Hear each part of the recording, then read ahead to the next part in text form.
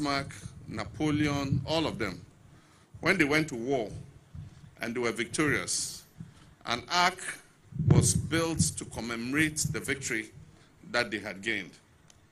And so when Kwame Nkrumah gained us our independence in 1957, this ark is the monument to actually memorialize our independence. And that's why when you see on top there, you see AD 1957. For those who understand Latin, AD means Anno Domino, and AD represents after Christ. So we have two ages in all our history. We have before Christ, which is called BC, and then we have AD, which is after Christ. And so Anno Domino, the year of 1957, Ghana chalked a success, and this ark was built to commemorate that success. And when it was built, Kwame Nkrumah, together with his Pan-Africanist comrades, Marcus Garvey, W.E.B. Du Bois, and all of them, they envisaged the concept of the Black Star.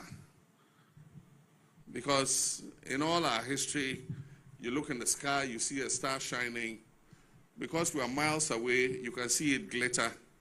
But when you go closer, it might not necessarily be white. It could be a different color. And so in all the commemoration of the stars in the sky, it was envisaged that Ghana, the first country to gain independence, was going to be the star of all of Black Africa, including the diaspora. And that is what. Recently, I hosted the chairman of the Confederation of African Football, CAF, our brother from South Africa, Motsepe. And while we're sitting and talking, he said one of the things that he learned in school, and that has stayed with him since he left, he grew and became an adult, was what Kwame Nkrumah said after Ghana gained independence. And he paraphrased what Kwame Nkrumah said on our Independence Day. I mean, for a country that had become independent, and we all were enjoying and joyful that we were the first nation to become independent, his thinking went beyond Ghana. And he said that, and this is what Motsepe told me, the independence of Ghana is meaningless. It means all the joy we're having is meaningless unless it is linked to the total liberation of the African continent. And the president himself, this is a man who boldly vowed to sanction any appointee who failed to comply with the constitutional mandate, declare asset before assuming public office. Yet, days after credible reports revealed that dozens of ministers and other appointees had flouted this obligation, Mr. President remains silent, lacking the courage to act. Instead of upholding the Constitution, his government issues weak denials and evasive statements, shielding the lawless while persecuting the principle. They recently attacked our brother, John Intim-Fodjo, for speaking out. They claim he has to be reporting to the NIB for what offense? This is not leadership. It is conspiracy of impunity, a cabal determined to protect its own and crush all who dare to hold them accountable. Let us be clear, this is not politics as usual. This is a dangerous, coordinated attack on Ghana's constitutional democracy. And that is why we march today. We march to resist the rise of a new oppressor and an oppressive regime, one who wears the cloth of democracy but governs with the spirit of dictatorship. We march not as partisans but as patrons. We march because the Constitution demands it. Article after article of our supreme law enjoins us to defend the Republic not with arms but with truth, courage, and lawful resistance. We must be vigilant. We must be relentless. We must use every constitutional tool at our disposal to oppose this descent into despotism. Every citizen who cherishes freedom must rise, loud, bold, and fearless. We must organize, mobilize, and strategize until this diabolical agenda is brought to its knees.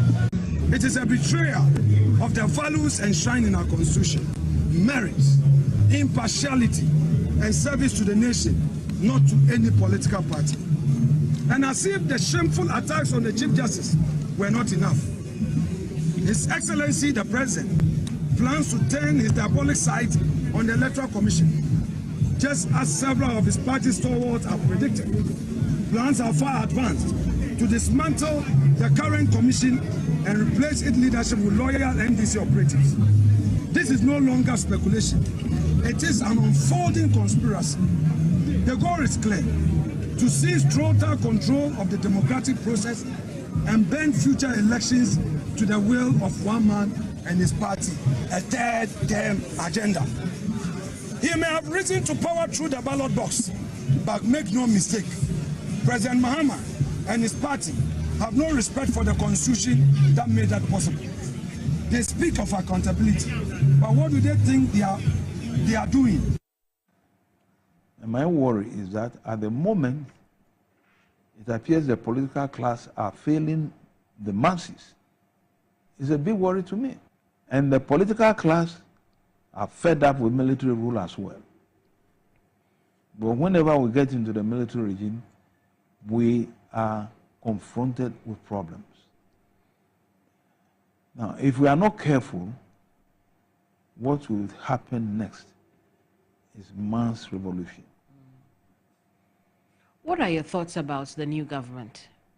The new government. The new John Mahama administration. Well, there is a new government. I'm glad you used the word new. To be able to form a government within a period of a short time, that I think is okay. The president also been able to put in place a cabinet within a short time is also very good. Now, promises given by the president, I think majority of them has been fulfilled. But what I will warn them about, that if they are not careful, can unseat them, is the destruction going on of our farms and water bodies. I'm telling you, if they don't tackle it seriously, to me, that should be the number one priority. But it appears it's being joked with. As I said before, others have said it, they should declare state of emergency in that area and hand it over to the military to see to. And the military will have it stopped within weeks, if not months. Well, now our water bodies are all being destroyed. I think it's only the Volta, which even ahead is being polluted somewhere from the north. So that one, I see that as number one. But right now, our cocoa industry is running down.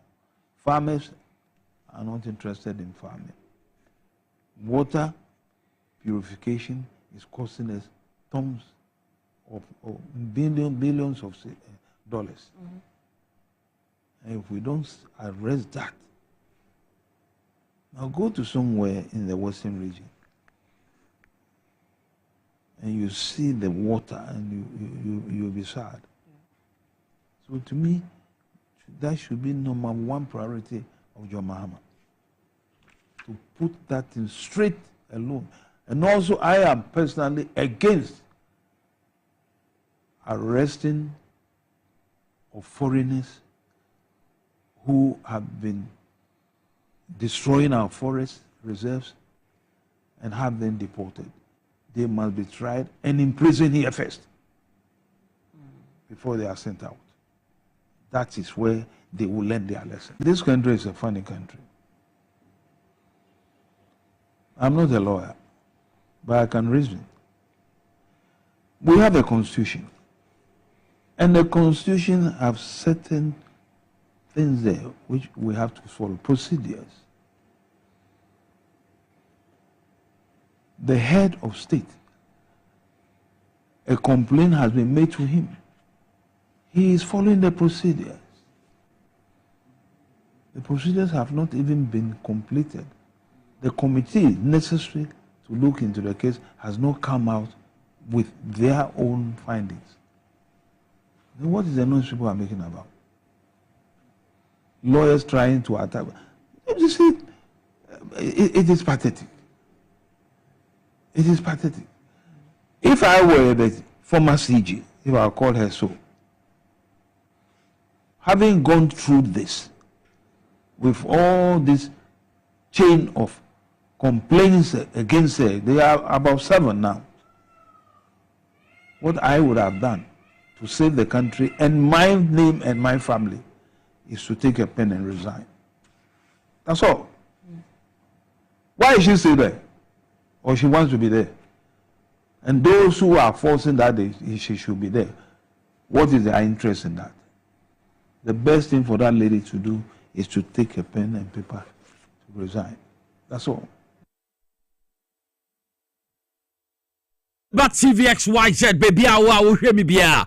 Some make up say, who fear what jumam, what take care mo, baby, I will tear me or power 97.9 FM. No, Memang Aquaba Biom at the bar Inside Politics, the biggest political platform program I did bro TVXYZ. It drew Monday to Friday area between 3 and 6 p.m. Yeah, the bro, ufa baby, I know be Inside Politics. We say, a hat na Ghana kasa, a hana Ghana tie, a hana and 70 na ye de ma oti baby a wo bia ne se wo tie me a ma wa fidie no nkoso nda power 97.9 FM o TV channel no and that TV XYZ man you selfish in print na yentumi and share information education ye wo mo eye and the area wo TV XYZ ne power 97.9 FM so na make how say yenye na wo power 979 FM power 979 FM Facebook wo be hu ye wo so saso na eye TV XYZ Ghana TVXYZ Ghana, Facebook, your whole, you will be here, TikTok, your bar, a YouTuber, a XYZ Broadcasting, YouTube, your XYZ Broadcasting, and also your Didemusa, and baby, I will be on in Chia Kese Enkomo, ye papa. If you say 170 now, a hat na in 70 ye baby, my usu, my air continent phone, send carefully, and Koso and Haya. Once again, you're from a Nicholas, ya, who's yours, and over to me, I'm from a Ken Nicholas, who the chief driver and account, I know we cry. Oh, my betray.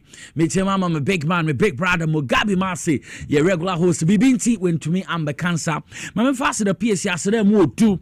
So, Enfema, the workaholic, production team, Mudap, Mechi, or Mubomechi, don't Mr. Kelvin Asante, the executive producer, me call MCR, director, Ralph Jampo, or Sasso, no be who, Mr. Emmanuel Kisi Sound, on also ho, Obehu, or software Alex, Uncle Peter, and Abbas Muna Guha, almost omo boy papa poba cameras out.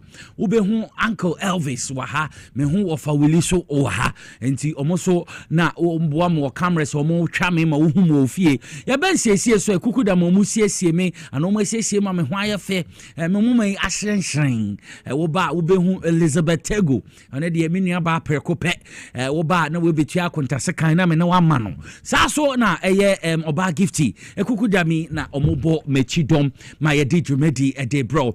Mamemfa congratulations amodu enfema the new mayor of Accra because see na me fi Accra Metropolitan Assembly ede buy onya 100%. Your friend Michael ni papo alote de na friend papo ana mayor. Ni dino your friend mayor sa de yin na kreso wetumi abaye mayor ede ama Accra Metro nti baby a wo bia no honorable Michael ni papo alote the new mayor of Accra ye congratulate you papa ye be bow me dwuma no so why ye papa menstro ye tawachi wo kwa ye no be consume wiemo ye ne wa na ekọ ye be bow me dwuma no so why ye ma Accra so etumi afa no ntoma pefra me mo akọ aba minim se dwuma no betumi aye dodo and say papo ye tawachi pa bibia betumi akọ so kama wetumi nya 100% na che say obi ado obi apewa sempa enti good news no so efim aba no mete no weekend so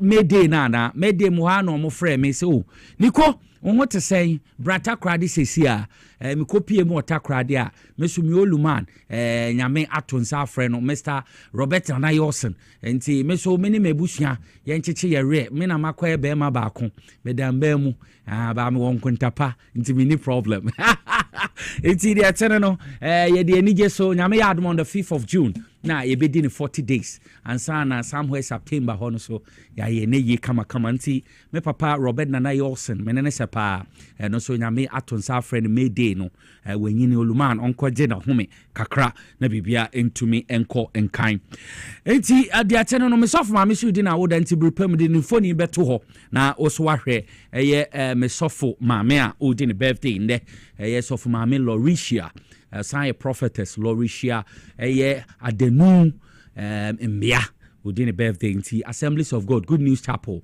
East Legon Hills in of my member Pim me do for you for fair beto na Ghana fui na hwe me so for mame na mam wish happy birthday and the kuku dam so mbeba betina ma no mo di nkomo ye beti honorable chairman emeritus Kobna Adekoka Joseph, former Greater Accra Regional Chairman, Dima NDC, Betenenka, and son, a teacher Nimapa, you see a Betenenka, Honorable Daniel Kwasi Ashamai, former Member of Parliament, Dima Mbuem in the OT region, Sobeba, and in there, Jumedian, a fully packed. Went ye here, no could ye baby one shaha, no could baby and sembebre, and see dear te and no.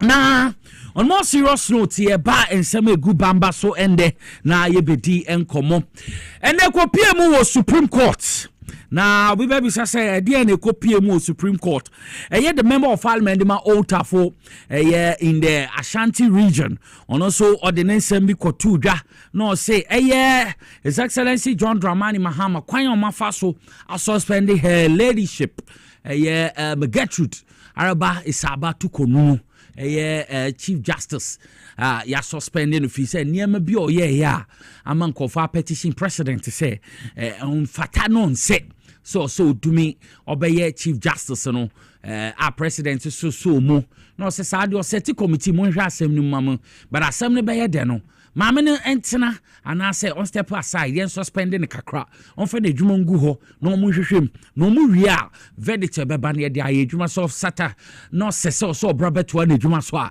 ye ma wato na adwuma so okofie so a na yama okofie nti ensema ekopie mu no na ma owura asefua ono abo asefua na ode sansemi kotu dwa ana so ode court say omo hwe na nche maame a ya suspending yen santwe na bepacho ombra na ombeye na adwuma na Supreme Court no by 2-3 sa na call majority decision on ma dismiss the injunction application by member of parliament the old Tafo in the Ashanti region asifua honorable asifua or challenge Mr. President His Excellency John Dramani Mahama to suspend Chief Justice and on some no nti call 5 panel motena form no omuwie no voting 3-2 and any asama efimu e de bae nti we ensem bia etumi epupo mpedin sembe brea but that's on the former Attorney General Godfrey Yebo Odame no so withdraw application to inject president over the Chief Justice removal process no ono so ma abededwa no nti and some of the outcome of there a pest court of the land and the Supreme Court bae no emunsem na yetumi yaten ewie me pese be ko ne akohwe the former Attorney General Godfred Odame na yekotie ensem so ano so auditu dwa moma yentie mbra nti okay nti sa na tie ensem no de ebedwam bebre but menti mo ase maame na nkasa kura ye kase Gertrude Arabe Sabatu konun make say waje ne mfom so atom waje ne mfom so atom se nuku na ne baba na no mutu kwan na man no ho ama ya boka be $30,000 waje atom oso no kura de otwe momoto so se ade obesan etua ni sika no waje atom wafom moma yenkohwe kasamfonyi ne mbra asema Godfred Odame kan moma yenhwe mbra Peter Diamond indicated I find it very incongruous because the if at all there's any beneficiary from all of these developments. And the acting Chief Justice is been a direct beneficiary of this. Of course, it's a constitutional injunction for him to act as the next senior. But clearly, we cannot lose sight of the fact that whatever has happened is used to do. And it is a progress in the constitutional history of this country. We've never seen any development like that before. Whenever there's a dispute as to the state of the Chief Justice in this country, start from 1980 before start from 1983, 94, Japan, and go to 2005, they're about J2 and all. The Chief Justice in question paneled the court, but never sat on the matter. I mean, so it cannot be right for the acting Chief Justice to sit on the matter. But that's it. We see the 3-2 ruling, very narrow decision. We wait for the reasons. When the reasons come, we'll definitely advise ourselves. The narrowness of the decision itself indicates clearly that the application, no doubt, had merit and we know what to do. The reasons for the decision have not been known. Of course, clearly, I mean, the spirit of Article 146 we're talking about. In the first place, it is important to indicate that nowhere in Article 146 will you find a requirement for prima facie determination made for a Chief Justice. But the Supreme Court itself imported that into Article 146 in 2005 when it adjudicated on the J2 matter. But of course, the Supreme Court was silent on whether there ought to be notification to the Chief Justice and obtaining of his appointment before triggering the process. And that is what is in dispute before the court. My contention is that natural justice, all the rules of constitutionalism and all will require that there ought to be such process before Article 146 can be triggered.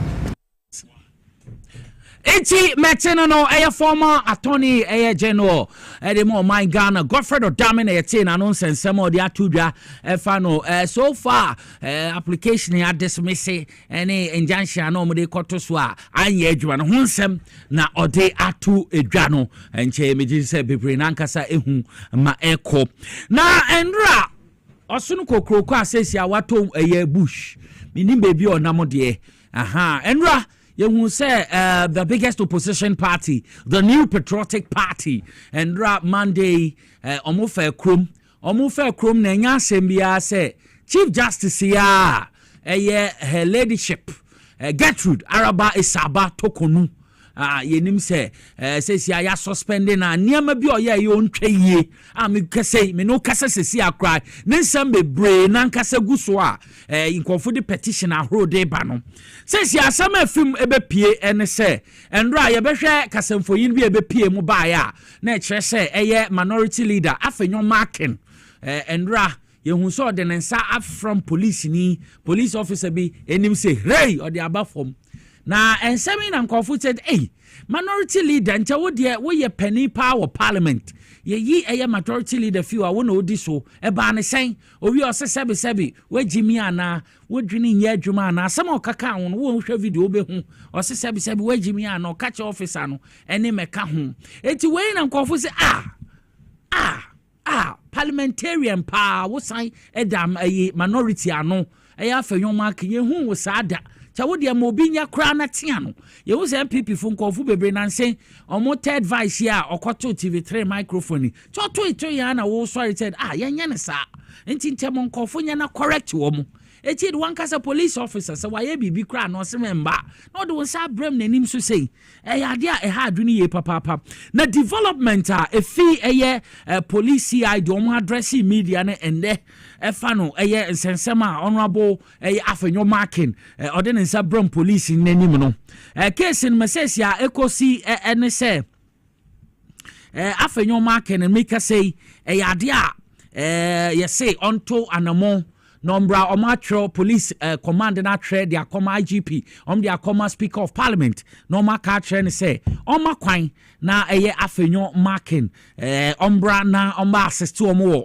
video na aban ho ombe bisa nsem sa so na nya ono nkwa police officer no so ade a no so ombe bisa nsem efa no makoso no ho na ye de ono atoga nti eno ye asema no so efi ndra demonstration na course no ho ene so ewie Ye MPP de ne si nkyɛn a ye hu ewie IGP atrakɔ nti no so abededwa ewie ye hu sɛ oba pa CID penny oda no so address media no ɛfa no some development bi ebepie mu ɛfa no Ghana for ma mienu a me pacho ye kidnap omo a me pacho hu videos a man sabi wa no mu da de ya bo mu naked no 5 persons a we arrest omo in connection of sa dwumedi akoso ni omo ayekuku omo Chinese nsem kyese nsem odi na betu dwama called development ahrowa fan kidnapping ho Chinese nationals a no so ye chi omo ya rescue omo no meka ho no yenko tie sansem na ya de a mu wapaye but wotie nsem omo to dwana kyese Ghana police is working and they are resetting the police service with integrity dwuma enti ya de no so akoso and odi to dwa kama wa chechem ti Ghana funde di me say His Excellency John Dramani Mahama what I say or reset Ghana police or reset or my Ghana wo hwe metete yo nu IGP wo hwe nkofo mo twen ho hwe appoint o mombo na wo say o police officer bia wo ni di nkomo na ni agya Sunday evening me fi takrade ba na me hia police for mo ni di nkomo ohun se me media ni o mo chem se ade ahoto aba police for aya mo kwan so mo nkasa enche wei se your friends IGP dada na nche nya de kra CID pani betumi abegina bedwom ene media di nkita ho che ye ntibida ano na Mr. IGP na abegina na wakasa o se hwe ye mo kwan kra mo nkasa me pe na me kasa asama si for body abeto chok Kevin kwanta kra no ye se emfra headquarters omu ni hobby ye nchechim enti wa update your address and development aho e call so was our cases Ghana mam ye no a ye che omo free kidnapping ni niema bi scam bi ano so e call so to Nigeria omo dada mai mo call ye any nsem bebre ni pakum ni Chinese phobia ya rescue omo national free omo private attack and say pirating bi e call so ho moma yenkotie sansensem ni nambra. Another payment of 8,000 cedis was made to another number registered in the name Barikisu Mohammed. Investigations immediately commenced following the receipt of the first complaint. A team of experts comprising officers from the Cybercrime Unit, Missing Persons Unit, Anti-Armed Robbery Unit, and the Police Intelligence Unit, with assistance from the National Signals Bureau, worked around the clock to get to the bottom of this case. A review of the videos on both victims revealed that the two videos were taken at the same location. The same amount of ransom was demanded, and the mobile money number provided for the payment of ransom was also the same. Police commenced a manhunt for persons in possession of some phone numbers which had featured in the investigation and registered in the names of Bukari Danladi, Amalbio Alfred, Alimatu Salifu, and Mama Mahaseni Mate. On 29 April 2025, the police arrested suspect Alfred Amalbio, who recounted that he was not directly involved in the crime, but mentioned one Titus Imba Awuni, who had used his Ghana card details and that of his brother Akobia Sunday to register their SIM cards and sold them out to the Nigerians without their consent. On 1st May 2025, the Upper East Regional Police Intelligence Department arrested 4 suspects, namely Christian Emeka, 27, Basil Okonkwo, 29, both Nigerians, Titus Imba Awuni, 25, and Amalbio Alfred, 21, both Ghanaians, at Bolgatanga, and escorted them to the CID headquarters for further investigation.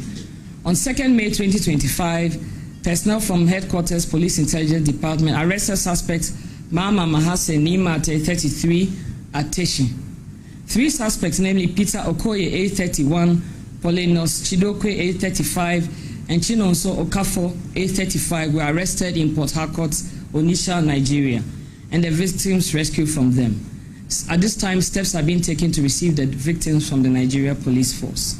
After the interrogation of the suspects, it came to light that suspect Titus Imba Awuni, who is a mobile money agent in Bolgatanga, the suspect had links with one Abdul Mubarak Zakaria, an employee of one of the telecommunication companies, who has allegedly given him his official login credentials and also forwards a one-time PIN for 2-factor verification to him, which he uses to log into the SIM registration app of the telecom company to register subscriber SIM cards with other people's Ghana card details without their consent and sell same at 150 Ghana cedis each. Suspect Emeka Christian told police that in April 2025, he invited suspect Basil Okonkwo from Nigeria to Ghana to assist him to do business and gather money to perform his father's funeral. He added that one Peter Okoye called him and requested his mobile money number to receive some money. He forwarded his MTN number to him, and thereafter he was informed by suspect Peter that he had kidnapped some Ghanaian ladies who are with him in Nigeria. Hence, he will use his mobile money accounts to collect the ransom, which he obliged. Later, Peter Okoye called that he needed an additional mobile money number for the same purpose. He then went to Titus Imba Awuni again and bought another SIM registered in the name of Alfred Amalbio and forwarded same to Peter Okoye. He claimed in all he received 5,000 cedis, another 5,000 cedis, and another 3,200 Ghana cedis, totaling 13,200 Ghana cedis through MTN number 053-663-0088. Out of the amount, he took 900 Ghana cedis for himself, 150 Ghana cedis for transfer charges, and then he transferred the balance of 12,250 Ghana cedis to the said Peter Okoye through a phone number registered in the name Mahama Nimate. The money was then converted to Naira and sent into a Nigerian bank account provided by suspect Peter Okoye bearing the name Cecilia Williams. Upon the arrest of suspects Christian Emeka and Basil Okonkwo, both Nigerians, the Ghana Police Service was able to establish the identity and true address of suspect Peter Okoye, who had custody of the victims. These details were then shared with Interpol Nigeria, and they aided in the tracking and arrest of the three suspects: Peter Okoye, 31, Polinos Chidokwe, 35, Chinonso Okafor, 35, in Port Harcourt, Onitsha, in Nigeria. The two victims, Anastasia Bedu Atta and Evelyn Sewa Kunedu, were then rescued. Suspects Peter Okoye and Christian Emeka, both Nigerians, indicated to police that they were in Ghana in the year 2019 to work with QNet. They left Ghana for Nigeria in 2020, but Christian Emeka returned to Ghana in June 2024. Peter Okoye, Christian Emeka, and Basil Okonkwo are all Nigerians. They were into romance scam both in Ghana and in Nigeria. They operate through their Facebook and other social media handles. These suspects met the two victims, Anastasia Bedu Atta and Evelyn Sewa Kunedu, through their Facebook accounts. Suspects posed as white men who wanted to marry the victims. The two unsuspecting victims became convinced, accepted the marriage proposal. The suspects then lured them to Nigeria, and the victims traveled separately but ended up at the same location on the same day on 22nd of April 2025. On reaching the location in Nigeria at Port Harcourt, Onitsha, Peter Okoye and his two accomplices kidnapped them. The three suspects stripped the two victims naked, tied them up, assaulted them with cutlasses, threatened to kill them with a knife, wrapped them in an orange bedsheet with their heads covered with black polythene, and threatened to hang them with a nylon rope. All these violent acts perpetrated against the victims were recorded on video, disseminated on social media, and also a copy was sent to the victims' families with a demand for ransom of 500,000 cedis from each of the victims' families. A total of 18,000 Ghana cedis was paid to various phone numbers from the families. As of today, both suspects and victims are with the Nigerian authorities, and efforts are being made to transport the victims to Ghana and also extradite the suspects to Ghana to assist investigations. At the moment, information received from our counterparts in Nigeria indicates that both victims are fine and they have received routine medical checks. Further updates will be communicated when the victims are received in Ghana and we are able to listen to them and hear their side of the story. At this juncture, on behalf of the Inspector General of Police, Mr. Christian Tete Younu, and the entire police administration, I wish to use this opportunity to commend all our officers who worked on this case. I would also like to thank the Nigeria Police Force and the National Signals Bureau of Ghana for their invaluable support. The success achieved in this case underscores the critical need for enhanced interagency cooperation as well as cross-border cooperation, because in all of this, we win when we work together. While we celebrate our success stories, it is also a good time to call on all of us to exercise extreme caution when we are online so as not to fall victim to fraudsters who take undue advantage of unsuspecting persons. Do not believe everything you see, hear, or read online. As always, be on the lookout for scammers and fraudsters who seek every opportunity to prey on your innocence, ignorance, or failure to do due diligence. And finally, we wish to advise that you report any suspicious activity to the police for appropriate action. I will move on to the second case of kidnapping, which was a pirate attack on MV Mehin 1 and abduction and subsequent rescue of 3 Chinese crew members. On 28 March 2025, at about 0900 hours, the Marine Police Command in Tema received a complaint from a fishing company in Tema that on 27 March 2025, at about 19:30 hours, their fishing vessel MV Mehin 1 was attacked off Yenyano waters by 5 sea pirates on board a wooden boat, with 3 of them armed with AK-47 assault rifles amidst firing of gunshots. That the pirates, who used outboard motor-powered wooden canoes on taking their vessel and crew hostage, destroyed the communication systems and abducted 3 Chinese crew members.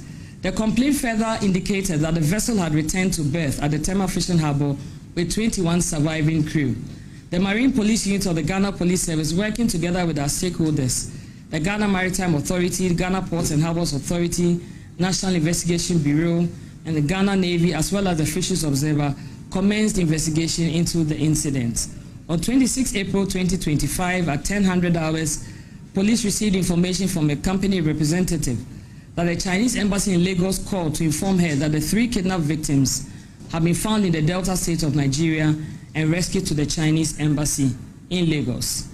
And on 27 April 2025 at 20:30 hours, following arrangements engineered by this office, the 3 kidnapped victims who were rescued and released in Nigeria were received by the police, led by myself, together with other officials from the Ghana Immigration Service at the Kotoka International Airport. There was no sign of physical harm found on any of them, but they all appeared traumatized and requested to be allowed to seek medical attention. On 28 April 2025, between 12:20 and 12:30 hours, the 3 kidnapped and released victims were debriefed at the police headquarters in Accra. The Inspector General of Police engaged the victims and also wished them well. The victims recounted that on the fateful day of 27th March 2025, the pirates kidnapped them in 2 speedboats, blindfolded them, covered them with tarpaulin during the daytime, and traveled with them by sea for about 24 hours to a marshy area, which they later found to be the Delta region of Nigeria.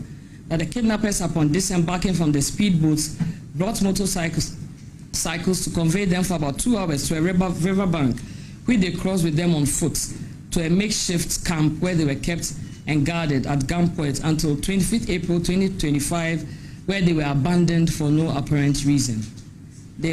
According to the rescued victims, they roamed the area on foot and went to a village where they were assisted to make calls, which led to their eventual rescue to the Chinese embassy in Lagos. The police has been investigating this case as well, and so far 4 people, a boatswain Clever Victor Kojo Akwali, Eugene Chubuke Imwonam, Chinese cook Zhao Langhang, and second engineer Zhao Hua, have been arrested in connection with the case and have been put before the Tema District Court while investigation continues. And just like the other case, at this time we're also grateful to all our stakeholders who worked tirelessly on this case to ensure that the victims were rescued. I'll now move on to the murder of 5 people at Esiyao near Nsawam. On 29 April 2025, the Eastern South Regional Police Command commenced investigation into a shooting incident which resulted in the death of 5 people at Esiyao near Akwani Dobro in Nsawam.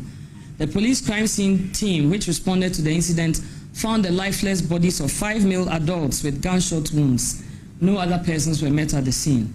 The team recovered the following items from the scene: 1 Toyota Tacoma vehicle, 1 Toyota Tundra vehicle, 1 pump action gun with 17 live cartridges, 4 empty cartridges, and 3 7.62 39mm empty shells, 1 9mm empty shell, and 5 heavy-duty motorbikes. Preliminary investigation suggested that there was a confrontation between 2 groups over sand winning at the location of the incident. The bodies of the deceased were deposited at the police hospital mortuary for preservation, identification, and autopsy while investigation continued to get the perpetrators arrested. Through sustained intelligence operations, we have so far arrested 5 suspects in connection with this case. The suspects are: 1, Samuel Achuforsin alias Alanyo. The second is Freeheart Kweku Sedonu. The third is Kwesi Prince. The fourth is Benjamin Ajaliko. The fifth is a gentleman known as 1 Million. 4 of the suspects were subsequently arraigned before the Osino District Court on 2nd May 2025, where suspects Samuel Achuforsin, Freeheart Kweku Sedonu, and Kwesi Prince were remanded into prison custody, while Benjamin Ajaliko was remanded into police custody. They have to reappear before the court on 8th May 2025. It will be recalled that on 30th April 2025, just a day coincidentally after the murder of the 5 people at ACL, the Western Central Regional Police Command arrested 3 people for unlawful possession of arms and ammunition at Boodie Wasa Ikropong in the Western region. And I must mention that this arrest was due to the diligence of the policemen who were on duty at that particular barrier. So we wish to commend them in particular for their vigilance and alertness, which led to the arrest of these people. Unknown to them, these people were people who were connected to this murder at Nsawam. They had allegedly or ostensibly been at the scene of that crime, and they were moving away, and unknown to the police officers on duty at that barrier, through their diligence of stop and search, when they searched these people on board the vehicle, 3 suspects, Hakim Imoro Tahiru, and Nuruddin Wahab, were arrested on board a Grand Bed bus, registration number AS443122, which was en route to Wasa Ikropong. So when their bags were searched and conducted on suspect Hakim Imoro, it led to the retrieval of a submachine gun and 21 rounds of ammunition. Upon interrogation, suspect Hakim Imoro disclosed that the firearm was given to him by his boss called Forsen, who was in Accra. An interesting twist to this case is that investigation has so far established that the suspect Samuel Achu Forsen, alias Alanyo, who was arrested in connection with the murder at Asial, is the boss in Accra who was mentioned by the suspects in Boodie Wasa Ikropong. Investigation has further disclosed that all the 3 suspects, Hakim Imoro Tahiru, and Nuruddin Wahab, arrested in connection with the Boodie Wasa Ikropong case, were also involved in the ACL murder case and were ostensibly absconding, but were arrested thanks to the vigilance of the Western Central Police. Investigation is ongoing and will provide updates as and when available. Once again, I would like to commend all the officers who worked tirelessly to connect the dots and made this arrest possible. I'd like to especially commend once again the officers of Boodie Wasa Ikropong for their vigilance and diligence, which led to this arrest, which is a huge breakthrough in the murder at ACL. I'd like to take this opportunity to assure the good people of Ghana that the Ghana Police Service remains committed to ensuring that perpetrators of crime are pursued, arrested, and brought to justice. And a word of caution or warning to people who don't intend to obey laws and do the right thing. Wherever you are, whatever you do, wherever you commit a crime, once the Ghana Police Service is informed of that crime, will definitely hunt you down and get you arrested. So we advise that you should engage in doing lawful things and desist from committing crimes. Eti besamo akwabo biomye ko police headquarters.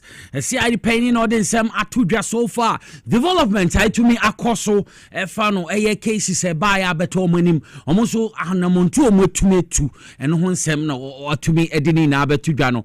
Mayensan empene eye the Inspector General of Police eye Owura Teteye Onu wabono ho mbodin. Eye former eye IGP bia nche maami ontumi medina ho nkasa sese ono ane kasa sese ya the police fu enya no kasa omutumi be address ye cheche hu ma ehu development ahoro ye hu ye nte ye ba hansi ati suspect ye na emu asi wawu ene meka ho ene de chese omo kire ye meko omo update ye cases ebe pia omo anim no omo ama ye hu meko ni nyina no ebradwe ne nti ase so meko ni ni so na ye ni je nti update om dia update here so far cases are wa menu na no yetumi atem na wacheche mu ne ma efeye no His Excellency John Dramani Mahama and Raya Beka ye ho a the Jubilee House adio launching the code of conduct a course for the appointees me pacho wa appoint omo na ode to dwa say appointee bia obefeli to declare the asset no dia with 3 months salary de me pacho bebre wonsa entumi nka ebiom ye was some sanctions ahro a ye de beto so anoso no chese ebe how ye pa abra wo officer with 3 months salary mba niam bi oso wunya enyina na ebe ball abra wo fail to comply with the code of conduct no all this answer me to dwa no the to dwa no chechemu e kan sem bebre nankasa His Excellency John Dramani Mahama nsem o the to dwa biom so no the to dwa say appointee bia wo ba accept gift muntie ni yo gift and as a favors, especially from companies, individuals with interest in government decisions. Was so by a papa or the only tuja or say no appointee under my administration is permitted to purchase a state asset. Until we appointee and yadi a bemon quite my DBA na your minor dia ye pese ebia ye tono. Ubetumi akwakoto bisa de ne ma ho kwan kra na we appointee sansemi no de atudwa chechim ma ekoso pa mepese betumi etie from His Excellency John Dramani Mahama no anenu muto ensema andro de tudwa fan code of conduct ene mo amundi declare mo asset sansensem ni na mo ma yenkotie mra.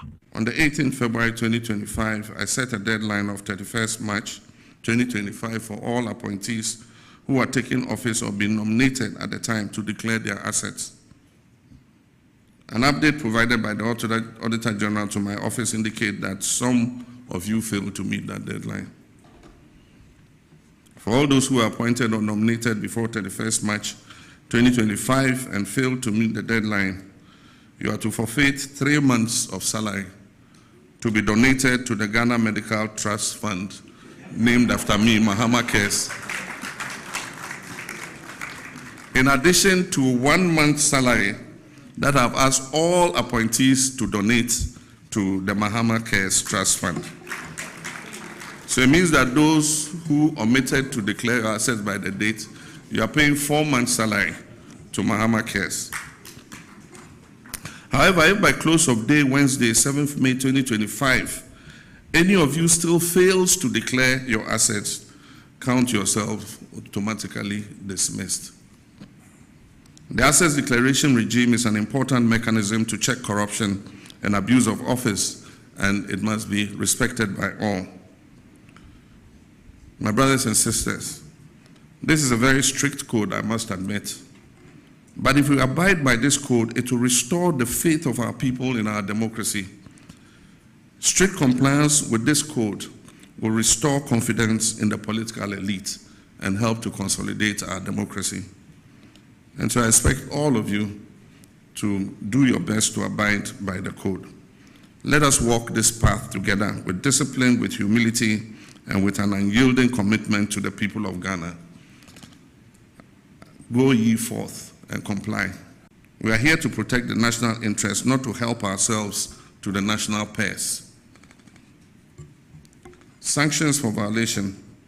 The code sets out consequences for breach, public apology, from public apology to reprimand, to suspension, to resignation, or ultimately termination.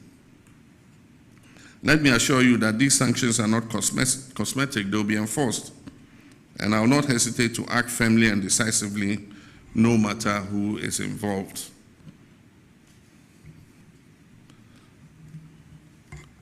Kindly do not put me in a position where I have to make that drastic choice.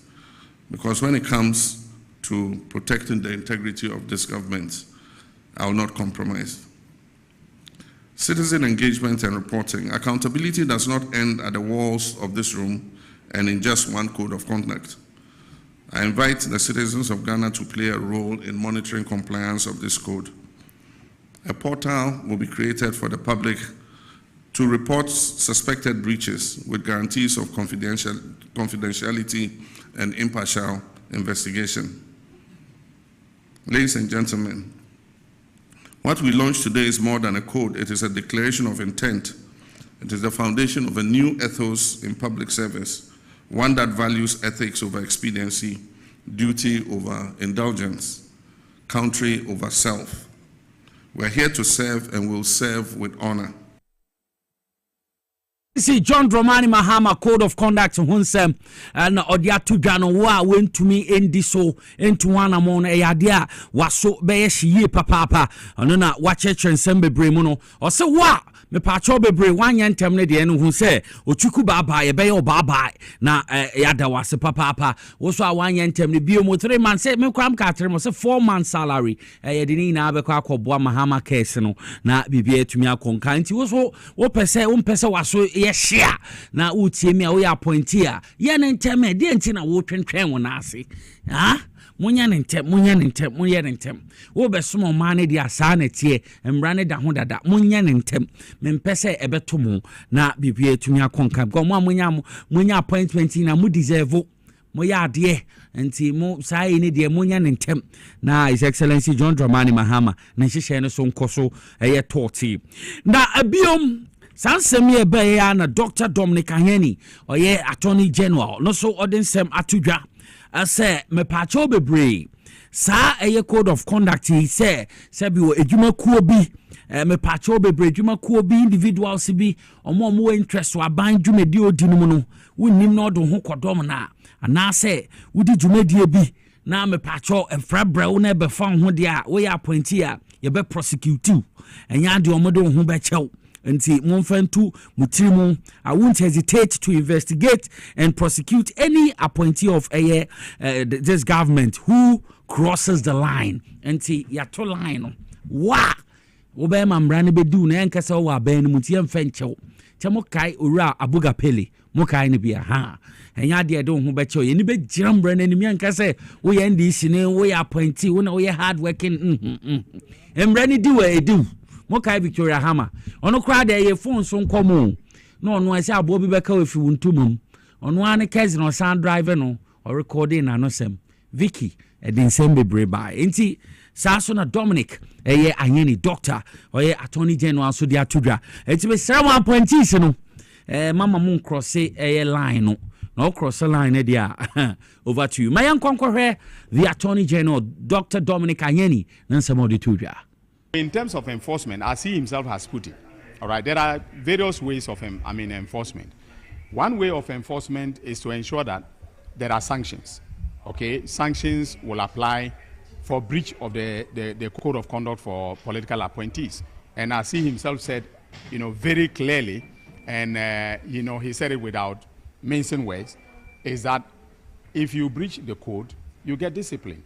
He will terminate your appointment. Is that enough? Is that enough? Only a termination of appointment? I mean, of course, if there are other consequences flowing from your conduct, that will also be looked at. So, for instance, he said it's legally, enforceable, and that is true because if you have been, terminated, if your appointment has been terminated, it should be possible if criminal conduct flows from what you have done, for the Attorney General to then pick up the matter and then, make sure that the courts impose the necessary criminal sanctions on you. And so I don't think that it is, enough to say, look, the person's appointment has been terminated. If the termination has come and there is anything to, follow up as far as criminal sanctions is concerned, it will be done. But would you as Attorney General, would you be willing and ready to prosecute one of your own? I have said that several times, and I think I have the support of the president when it comes to that. That the president has said, don't cross the line. If you cross the line, then it means that the sanctions will flow, and that includes taking legal action against you. I have said it several times, and I will not, hesitate to investigate and prosecute anybody who is an appointee of this government who crosses the line. Because it doesn't make sense, and for purposes of the public's sense of fairness, that past appointees will be prosecuted and then present appointees will go scot-free. That means that you are leaving room for them to be prosecuted in the future. You are just simply deferring their prosecution, and it doesn't make sense. So the president always says that we should not conduct ourselves in such a way that we give him the unpleasant duty of having to fire anybody. All right. I will also say that, I don't want to have the unpleasant duty of having to investigate my own colleagues or appointees in government. All right. So we should all stay in line. The straight and narrow path that has been defined by the president must be the one that we should all walk. In terms of enforcement, I see. Dr. Dominic Anyeni, Attorney General, Ninsem no di atu dwano. And me pacho be bro wa bemu na wo cross the line and the aya crado. I say ya dey be prosecute you. Wo be hihye ye papa. ye research mine no yamba say be dia agro nti de ete no nyame ya doma e che 120 days His Excellency John Dramani Mahama obeso mine more reset ye o mine Ghana nti e ya de china no e 7th May 2025 e china Wednesday no His Excellency John Dramani Mahama obetumi address e mine no na according to Felix Kwachiofosu, Minister of State for Government Communication, His Excellency John Dramani Mahama, Obefa Ghana Broadcasting Corporation, GBC, and GTV, Sonia Kasa. Now, Ghana for the opportunity. Now, ya try drain every 120 days, ye want to say, and Niama Bibria Ekoso. Now, and then a good television, so more than ye pa. His Excellency John Dramani Mahama, and they 119 days, or China, na 120, and the status of President Mahama's 120 day social contract, and no na television so no. Also within 14 days, no, oba complete list of cabinet ministers for parliamentary approval. Wanya now, oye. So no say Nabain obe constituted the leanest and the most effective government under the Fourth Republic in the first 90 days in office. Onye na waye. Yenkwe name man. I say I don't hold national economic dialogue. Normal discuss the true state of the economy. Normal prepare a homegrown physical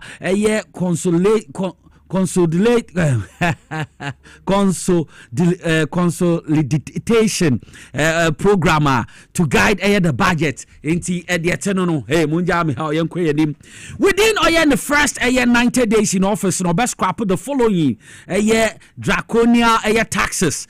Ye be ye film, ibini high cost of doing business, mitre levy, COVID levy, and sana 10% of levy ahroa that bed taxes so emissions taxes obeyini na edi efi ho and so yadia me pacho bebre obeye Peter Fihako so na within my first 90 days in office and obey review taxes levies on vehicles equipment imported into the country for industrial and agricultural purposes or say within the 90 days and the taxes are running levies are workers so near equipment no ye imported the bomb mine no for industrial and agricultural purposes waka ho asem obe commence drafting needed legal amendment and prepare for implementing the 24-hour economy policy under the office of the president no so onye ya na wetu ho anamom ebiom establish of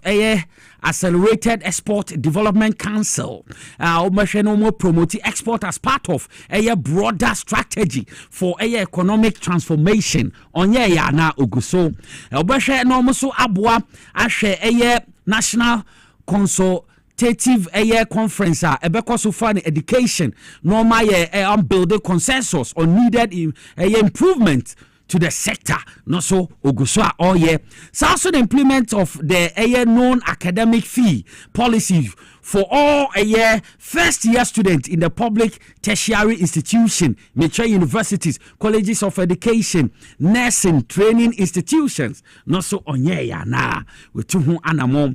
Obe introduce the following social interventions: free tertiary education for persons with disability. So na the Ghana Medical Care Yakana Mahama Cares Fund no so adia obetuhu anamom pa.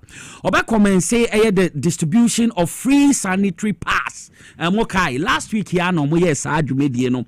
The Bema female students or more primary and secondary schools and also with tuhu anamom papa.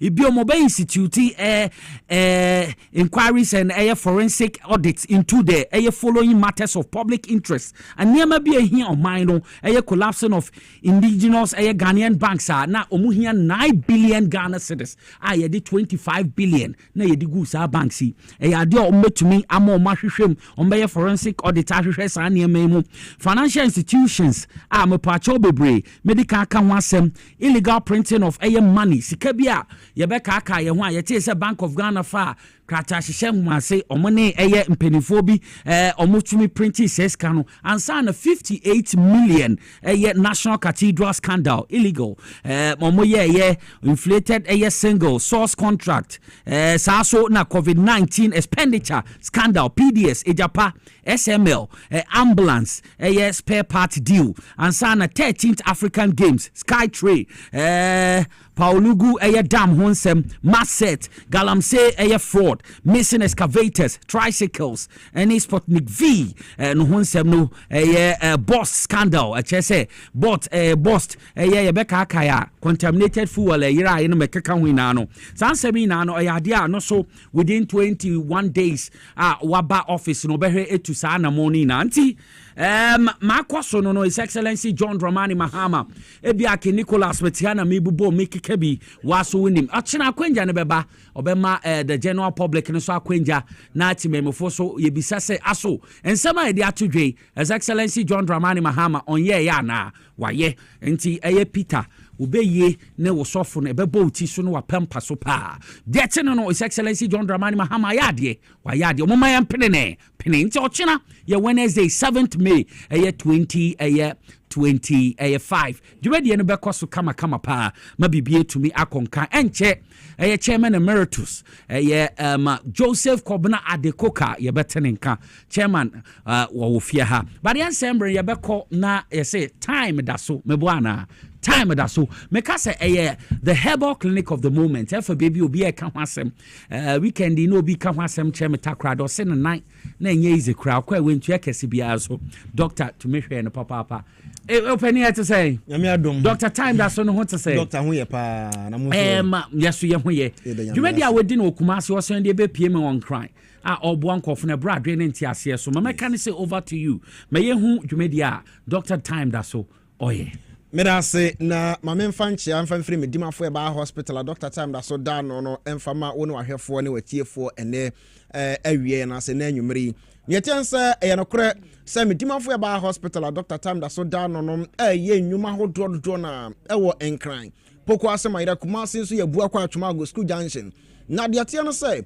medimafo e ba hospital ye ka ho asem e yaresabia ye dia bibeduro na de ye adwuma into obi ba medimafo e ba hospital ya bibeduro na ye de masa ni pa na afi ya treat no na enipa no ho atumi ato no soronko kwan so nyame adom e do chena doctor betena se opoko asema ira na enne otena se e okumase ye bua kwa atwuma go school junction ni atia no se doctor se fasika keto bi baji wa yare sase de na wo kana ye sabe penete medimafo e ba hospital de omma ho me enka nkyere se confirm 3,000 Ghana cedis pay can for to answer ya shom pacho ensi de biarada esansa for the first time Ghana bako semono ayara sabia ba ko ampacho eba ma hiafo ne sikafo eye medimafo heba hospital Dr. Time eda so sansa Dr. ba maira nti maira fo nyina nya anyira wonum nyina abakrom enu nti ana meka chiro se obi ono yare stroke na no achi ampacho sa nipa no de ne ba medimafo 3 days ne de ma wona no ebetene straight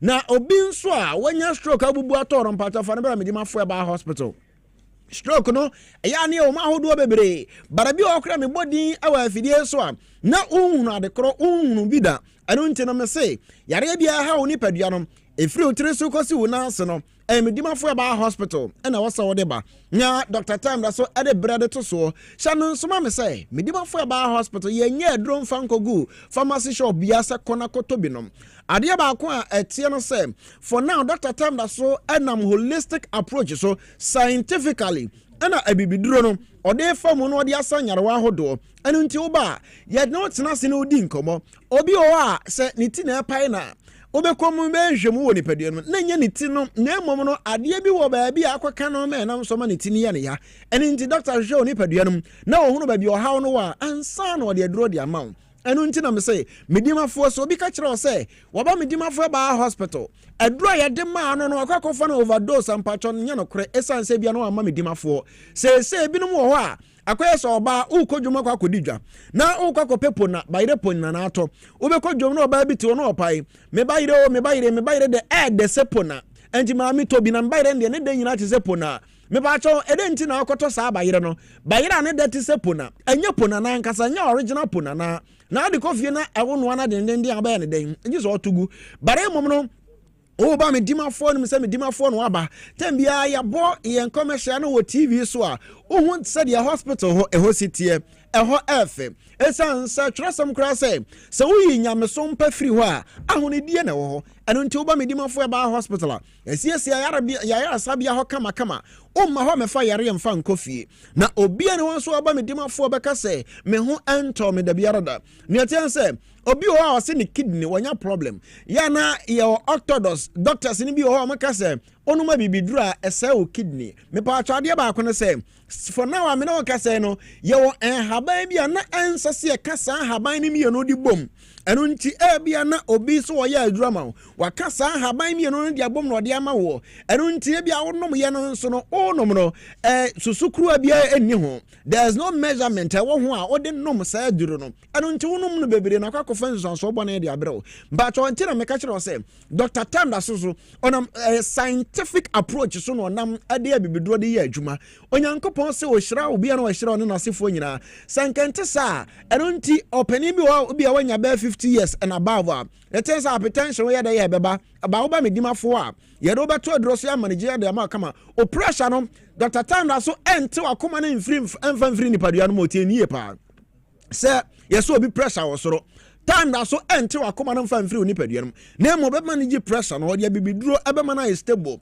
afi wu anan kakakra bia na wo te so no afi o ba ba adwuma obi nso ho abon so na nte kakra no abre fabra medimafo ba hospital Dr. Tanda so ho ono no wade brade ye adwuma san so nyame de brade na de ye na adwuma entitam ya se tena se ne ya kan ma me papa me nua ba manya nhwe han antena se esan se kumase abu akwa atwuma ago poku ase ensom aye poku ase mayira frey number nsan se nyame adama Fridays ya na premium service obi o he videos o se na nipa esuma yare sabia ho de media me ba tambe na beduru me so mpacho berma na yare ye wono so no na o hwehwe se obenya yare sa no okosubura na no a mpacho afibia okọ na enduru nso obekọ na abofo na behunu nso na obi akoto no anya na yarsa okosa for 38 good times, that is 38 years and son onya apomden but me dem for say ebia we MP we minister we business person unia dagea or the Fridays as you the amasa forum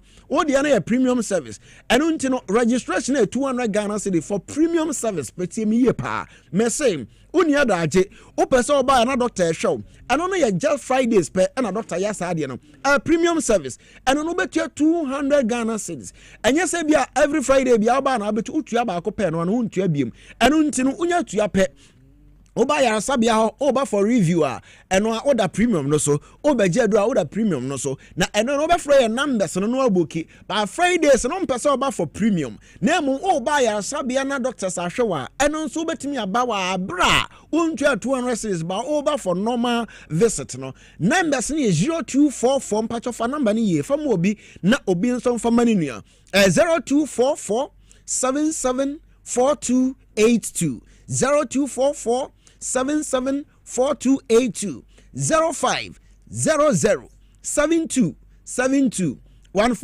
0500 727215 last number is 0245 44 9592 0245 44 9592 numbers wey me dima for about hospital ye numbers are onso betimi afrem obi o a wo hwe me sei award ya wo mpacho onya ngobi o yoba utie me o hwe me ne tensa fo ni kire mo poko asemayira nyame adom o kina ne ya wada ne fiada so poko asemayira ne tensa oba me dima for about hospital no kwasem ne say tembia me ka say odi for Isaiah eye enubna enhaban ene ode ye dro de ma ne manfo wa bra nsatem no no si HIV emwo wa bo mu diem omanya AIDS ne yare abasa abobo obo mo pompo a eni adro na abobo obo mo nanso odi for Isaiah at that time okay kan 2 Kings 20:7 ebra odi for Isaiah bowura akwayem oba no okuta no hinim no okuta hahama ode be sa ne manfo nyina yare enti obi ka kire say ayare sa wo hoyinum se ebibidro to minimum na sa nipa no oboa eno nti na meka se opo obi okasa haban ti na haban so kasa ote Dr. Time da so okumani ne be ma du jamfi no no ono no okwada awura mu na duanan na okohwe se de moa wadoma no obi pra aboabon so ɔte ahaban no awesa no ɔporo de agu no so saa ahaban no onyame se Dr. Shannon so me ma ba be wiase nyina hebafo nyina agya said oyi Abraham de ne free fi o se free wagya ne wona fie me do kwa asase a me be wiase nyina agya no so onam so say Dr. Time da so oye ne wiase nyina agya enu nti oba wo hia wo no abibidro ne yede ma wo yedro yede ma wo medimafo ba hospital Dr. Time da so no enye num bi tua bi sabi dibio wan totope wo de gu anum na me na mpa chom anadwo da so ne be ma ne hia ba akopɛ mu nhia biem no kwasam ne no say ye wo bi no wa o baje awuro awaduro na doctor onye usika obi yesa wa ba ya hwe oni pe ye hu se bibi ahaw awo ne na ma doctor ma wadura onye usika o anu aba beda ase bara o ba na ansa na doctor beji usika no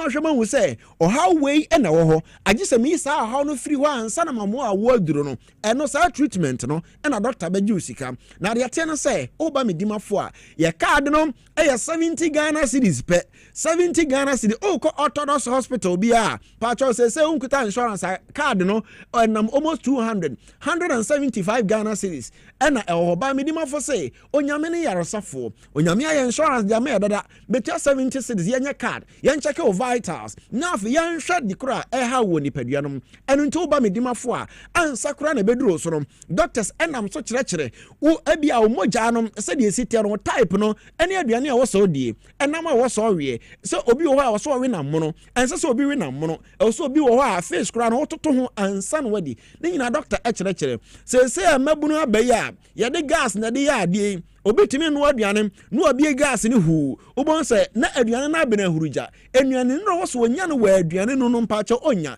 doctor for sa abera no kyerɛkyerɛ iwenum nyina e wo medimafo ba hospital enu nti na me say ba bia so ba yepoko asemayira kumase abu akwa atwema go school junction o kyerɛ nyame adom anopa doctor tenase opoko asemayira na otenase a Dr. Stanley ho Dr. Obedo Sanso na Dr. Ima atna se eka na ho na de chance no say sa wo ba medimafo e ba hospital na obia nka ho a ye wo nipa o medimafo a o mbehwa agi unduro ni ade de ma ho esanse sa wo ko medimafo e ba hospital pharmacies ahodo na o mo bua ask still kama esanse ye wo brother apia ho a obetire ni mama kama brother Ima ho obetire ni mama kama maami ke a ho obetire ni mama de ma ho for since ho onu nyina ye nurse for pharmacist a wo mo tu o mani ma hwa kama na uwia na wase de otena hwi mo ne de usane a ye wo bi nso obaboa wo ayesa adwuma ne de ama wo ni nyina wo se fasika ketewa bi beje wa yaresa na no obi ka se obi hia yaresa o chane TV na no on the 30th of April Dr. Chat television ma akoma 70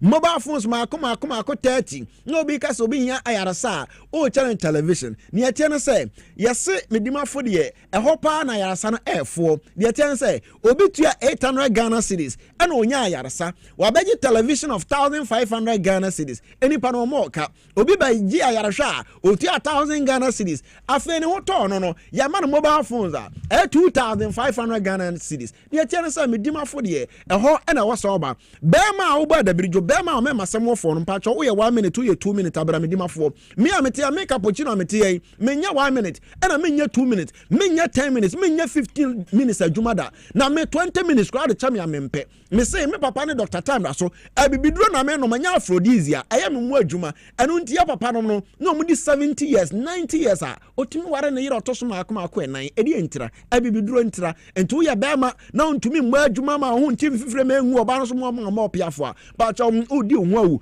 brembe piem ewo abu akwa atwuma ago sanso na poko asema yira kumase abu akwa atwuma ago mede me nsam de ba wiye no bema no efon no 5 days na doctor de ma wo ye numbers a obafrem medimafo ba hospital 0244 774282 0244 774282 and 0500 727215 0500 727215 medimafo ba hospital Dr. Time edaso obanigase yemera asepa papa medima for herbal hospital Dr. Time edaso ono the time no de ye ne dwuma chese ntiato no de ye wo na so e hoti to anamo ko Dr. Time daso in medima for herbal center na ontumi embo ye baby edri mame nkoje aboafo nkrato ba komienu miensa na membra meba medi obi aso ye de to so kai se dwumede ne inside politics meba to mame nti agwesi sebefia ene eye Kobi Mensa bichechi amuna yenkomra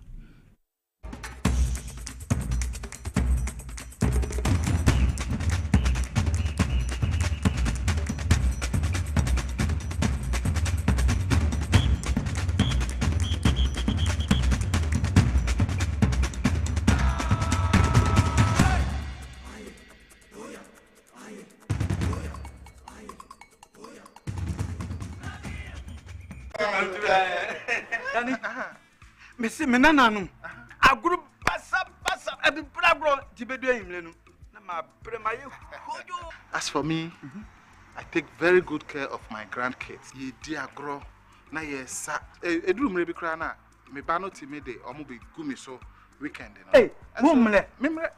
Hey, I don't think I'm a catcher or say. Yeah, no medi garlic capsules. Poso na ebesi so kama. As I stand here, my doctor said my whole system has improved very well. Medi garlic capsules. Yes, medi garlic capsules. Oh, sa na te pa dia.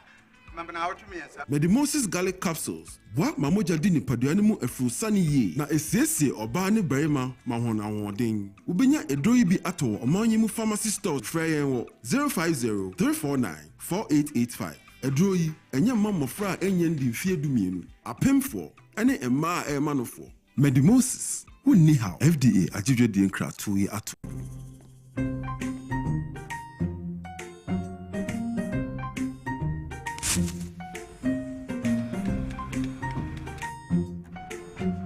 Mido, you're not Biana. I'm for you have a swing every time upon I just a baby shit. Mangashi. Junior!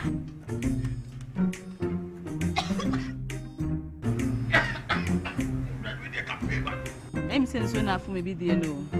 Sister Cospa, it's a winning gas. I'm using the why. My why?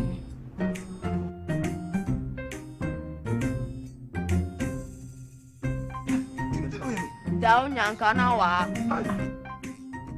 Sister Cos. Use gas. Gas ye fast, and ye easy, and ye convenient. And tell me wow. Let me see your hand. The serene environment fits into the goal of the school, which is simply to provide excellent educational foundation for your ward's development before they commence primary education. At first glance, clearly you will see why the school is called Hebron Hills International School, as the building stands tall overlooking town. With a Montessori style, we have experienced and dedicated staff and trained teachers. Our small sizes classrooms are meant to enhance teacher-focused approach where children get one-on-one attention from the teacher. Hello there. We are open at 7:30 a.m. and school closes at 2:30 p.m. After school care is from 4 p.m. to 6 p.m. while early drop-off can be arranged at 6 a.m. Hebron Hills International School is located at Midye off the Nsawam Road. Locate us with GP postcode GW0688 GA West and GPS code 06884870. You can contact the school and make further inquiries on 050-876-2375 or call the office directly on 0302-918768. Email us at hebronhills.school@gmail.com. Hebron Hills International School. Excel and shine.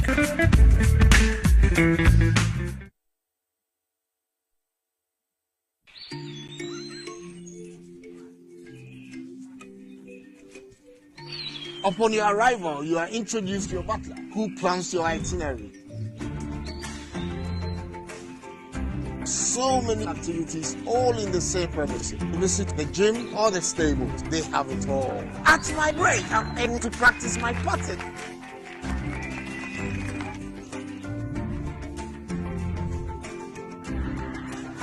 They used only electric vehicles here. This creates a serene environment. I'm told it's over 1,000 acres. My cabin here sits on 2 acres with a large terrace space overlooking my private swimming pool. Now this is royalty. They have their own farms, thousands of fruit trees. I can also have my lunch here at the waterfall. Quite a beautiful place you have yourself.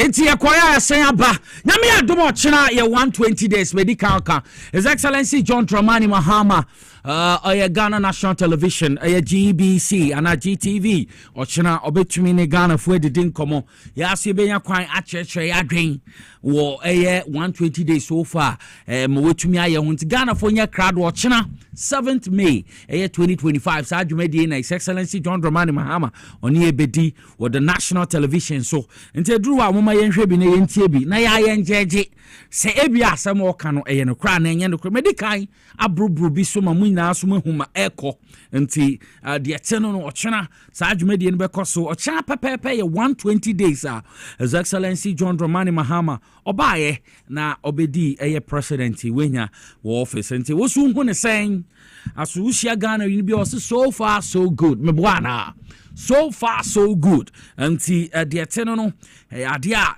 sa ne me nyina bekoso obecheche nsemu medical boboso medwumadi a wedidi aye nyina ye hu we reduce public expenditure sana other notable initiatives including national economic dialogue or betu dwa tree for life or launch sana blue water environmental initiative or no so roll out 1 million coders program no so idea no so akoso digital skills and now promoting youth employment nina His Excellency John Dramani Mahama wetumi aboni na adwuma kama ma ye wenti nyame adoma o chade ampaye bedwa ma me fanchi amodu emfema Dr. Albert Gazy former chief fire officer the Ghana National Fire Service o sign ye ohene wo duan kwanta nana okufruja michechi opapa mpanyimfo kai Dr. Albert Gazy mami yi nana okufruja owo madwene ye adwuma or strategies obetumi di abotitu fire service board no obetumi abo baby ampenfo ne betu bia nim say His Excellency John Dramani Mahama ne mpenfo no omuni mede tombe kai Dr. Gazy na wetumi abo adwuma ne nyansa no onfantine fie di aboa mo my Ghana yetumi aresete na bibi etumi akonka doctor woni ebusuane ne obia mechechi amo papa eyi na ye nyanti mbrepem no yebedi enkomo baby adwuma yenko solak biochemist ye no omunkodi nkomo omo ana ye nduro bebre na nkata solak mixture ye numi sa so no omo san operate solak natural clinic yenko na me ne Dr. Solomon Apia Kubi menene enkodi enkomo Dr. Solomon Apia Kubi I crado doc akwaba yo erasi bi so ni mo hia e wo solak biochemist ene ye hwe DNT and as a causes of low libido in our women. And also say a worry for no so the entire mother friend sexual weakness SW no ya na tade aba mu so no ya fa ne sa causes the entire ba ye nyina DNA sesa DNA sa how nyina ba ye chance ni se be ni me ma no so one the first cause ma ye me wo mpem do ni say age dependent so for me ma o me pese 100 age back to tibia every a teenager na say every 18 no ekosa to 30 now compared to pensioners 16 years to 70 obenya age from about 90% of them are more strong e was say empaso compared to woman or pensioners no na say age a play role e wo bre me ho embre yen hwe the biochemistry behind it one yen discover erection DNA erection Bible says Adam who Eve no was it Eve was it Adam was it 10 let me see Eve 10 Adam say hey I'm seeing some oranges and maybe hey everybody them had a flat 2 oranges. I don't know median sir. Was Eve 10 again? Eve tells Eve, oh hand a vibrating, no be stiff. And see my shiny ma sub ye bia. Away you don't want and exciting. More exciting about dream na a minute was a minute was that did the I say if who edin to who duabano say Bible say ye nife sani enso ya ye nife. And if you are cotidi, ye nifa yes say cotidi.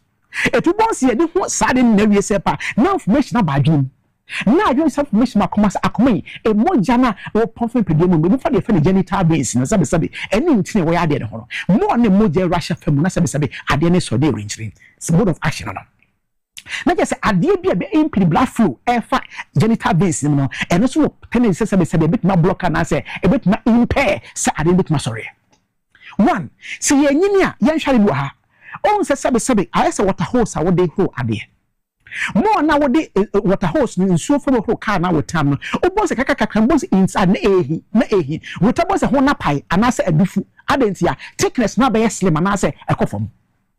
It's now your word friend wear and tear. It's your core science now. Is it protest to play one artist use? More na sabi I didn't book game na age of 8 now so shasi 18 near warm up shasi 2025 it yen shasi 18 more game na no 35 no obi bo shasi 15 it about 20 years or 35 it was adna ye adwuma masebe genital veins thickness na reduce na go so design we ade be friend autocata system ade be call the certain shock ema na veins be pai amani pana collapse wa ade so no e so autocata system e remedy na say oga say hey to boase kwa meta ahwa no collapse to boase answer it ye say game na scientist there be thickness na reduce so ode you match it ahwa na apai a collapse no tinye stop on hold on to boase ade say sorry ya na hold on so watch no to boase eye na pina kriam entina bi pa ye fe na Zipman herbal capsules e wo dwaso no Zipman herbal capsules your body man say panyan wo better than it.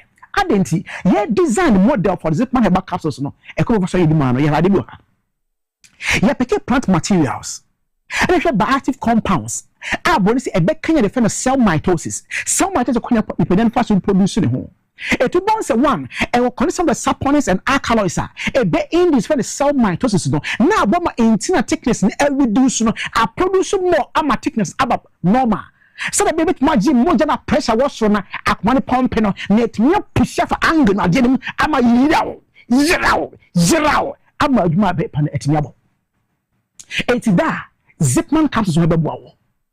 Number 2 more near the game no air adwuma enka kan ye ne enta home so no 1 hour for 45 minutes one.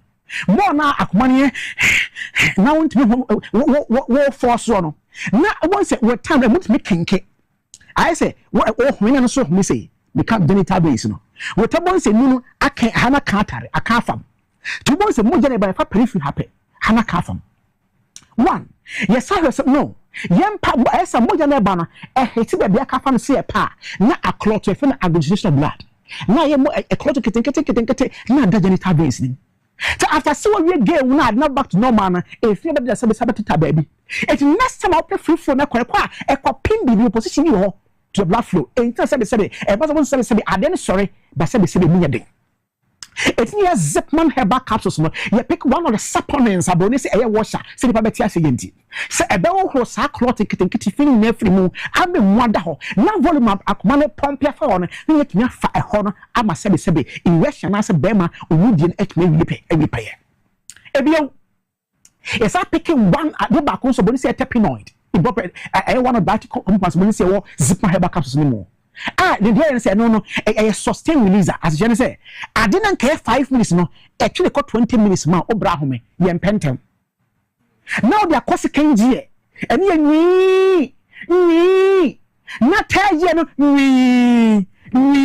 na sabi enija esa da ne mommy enya ne mo madwe o sitos ne release na agenda form no omo sa enija nyame bopa oba ne be man kuta hode no won setnya kana wie peye no wadu sam pempenso no entina Zipman herbal capsules your body man say panyan wo better than no menye ye ebio di entia me mam ho ye mre e wa de boni for genital infections where a Thai youth ne pa make no emabunu no esan say fan say first pa na you know say what try ni man nyina say Thai say ye pa me ne papa no to say unya agata no nya Salome is agata so Salome so ye eswa and I say when no nya kete no nya tall no nya short no nya chocolate no nya fair now the black and dark no so from vinfi to what pass ni sa won say candida infection ni a pass ya ma the family GO any ono I said because GO any ono na oga so pass ma wo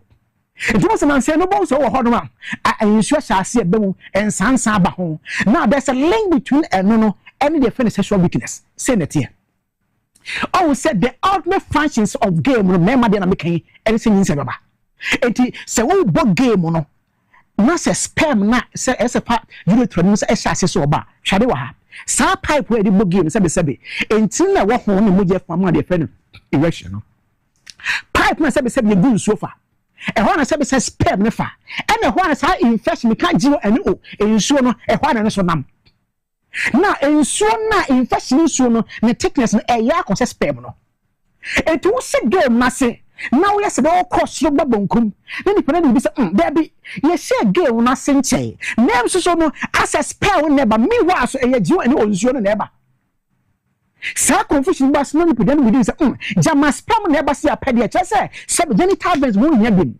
say ultimate function of sub impossible eh say never e te basa bon se sebe ensu a ade na so na sa na kate na hwiao abesne ko new high world dot and yes pem enti na sebe ektasos bema sebe ensuo ensansan no ho no wonsu no yusu adu pipe no so like ba mixture no nen class infection in free ho oh yeah now the Zipman herbal capsules panya no e dia toa me so e wala se apa na wonsu mudi a wo pen won sakani yenti simba hotel aba di enti no baka se me nyatenka the ten say candidate applicants all day proba himfi ho a sebe hwade bo ha fancy at your entrance ni and a be 8 inch of flabby ha as the first probably was a bar no very for play ko bonkum ni fa I will come I will go I want it give it neck kaka never date na ni bido sell say I just sent to it na a lubricate himfi ho.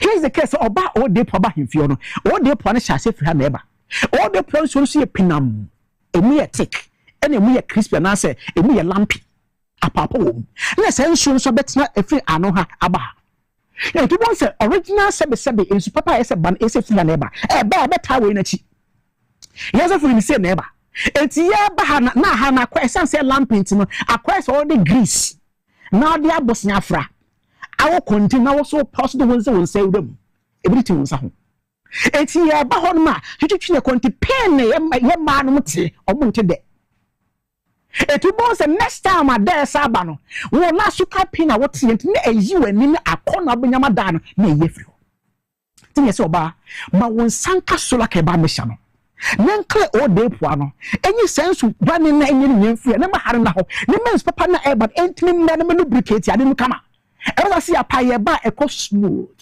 kwitwi bi anim e ba sa na e sa with your appetite e mo ni ji ade no ho etina sola ke ba mesha Ghana for ma se asotwen san se e prepare money ji o mo okuguta ho etina sola ke ba mesha ye body money se asotwen na zip money mema nko a wo se panyan wo bet edene kwasi bi afa ankomo edi ho so money ni nkomo se ya MTN no e 0245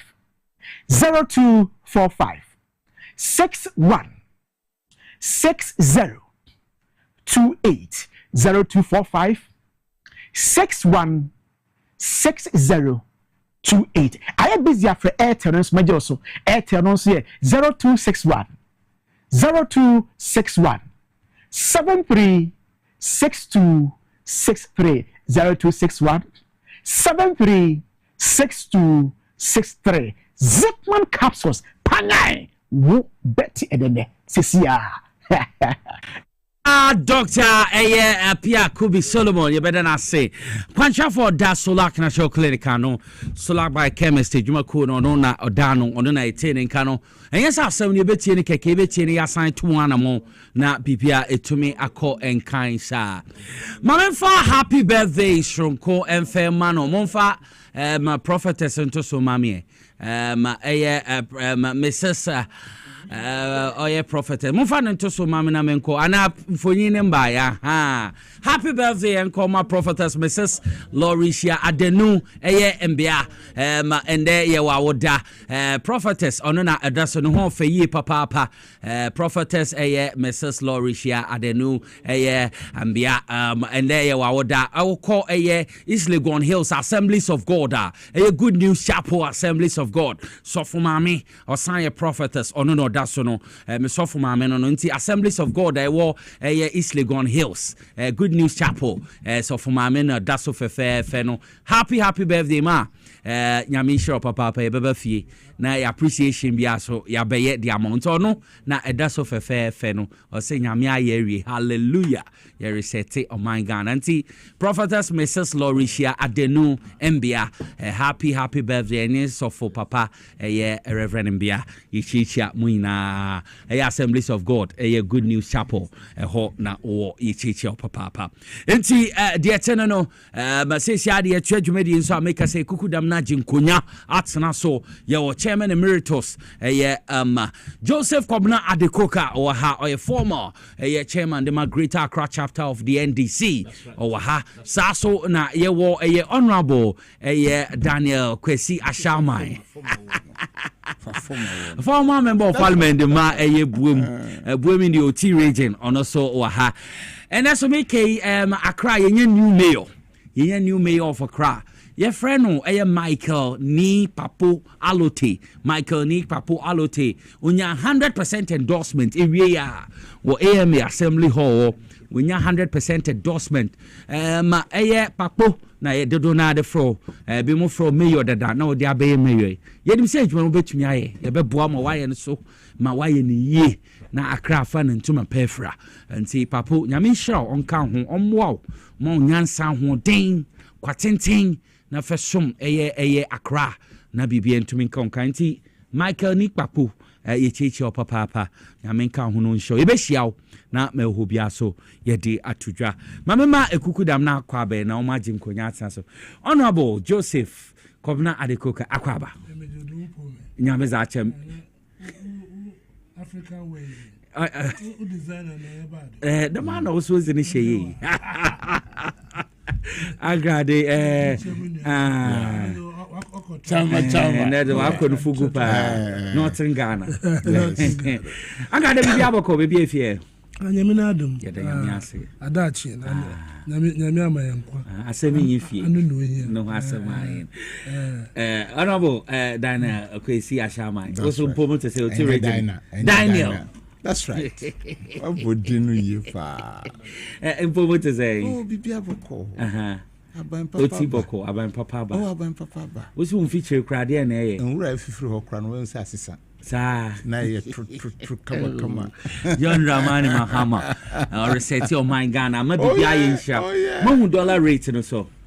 A brad, and he says, "I bugger for no tion." Missy, bugger for no tion.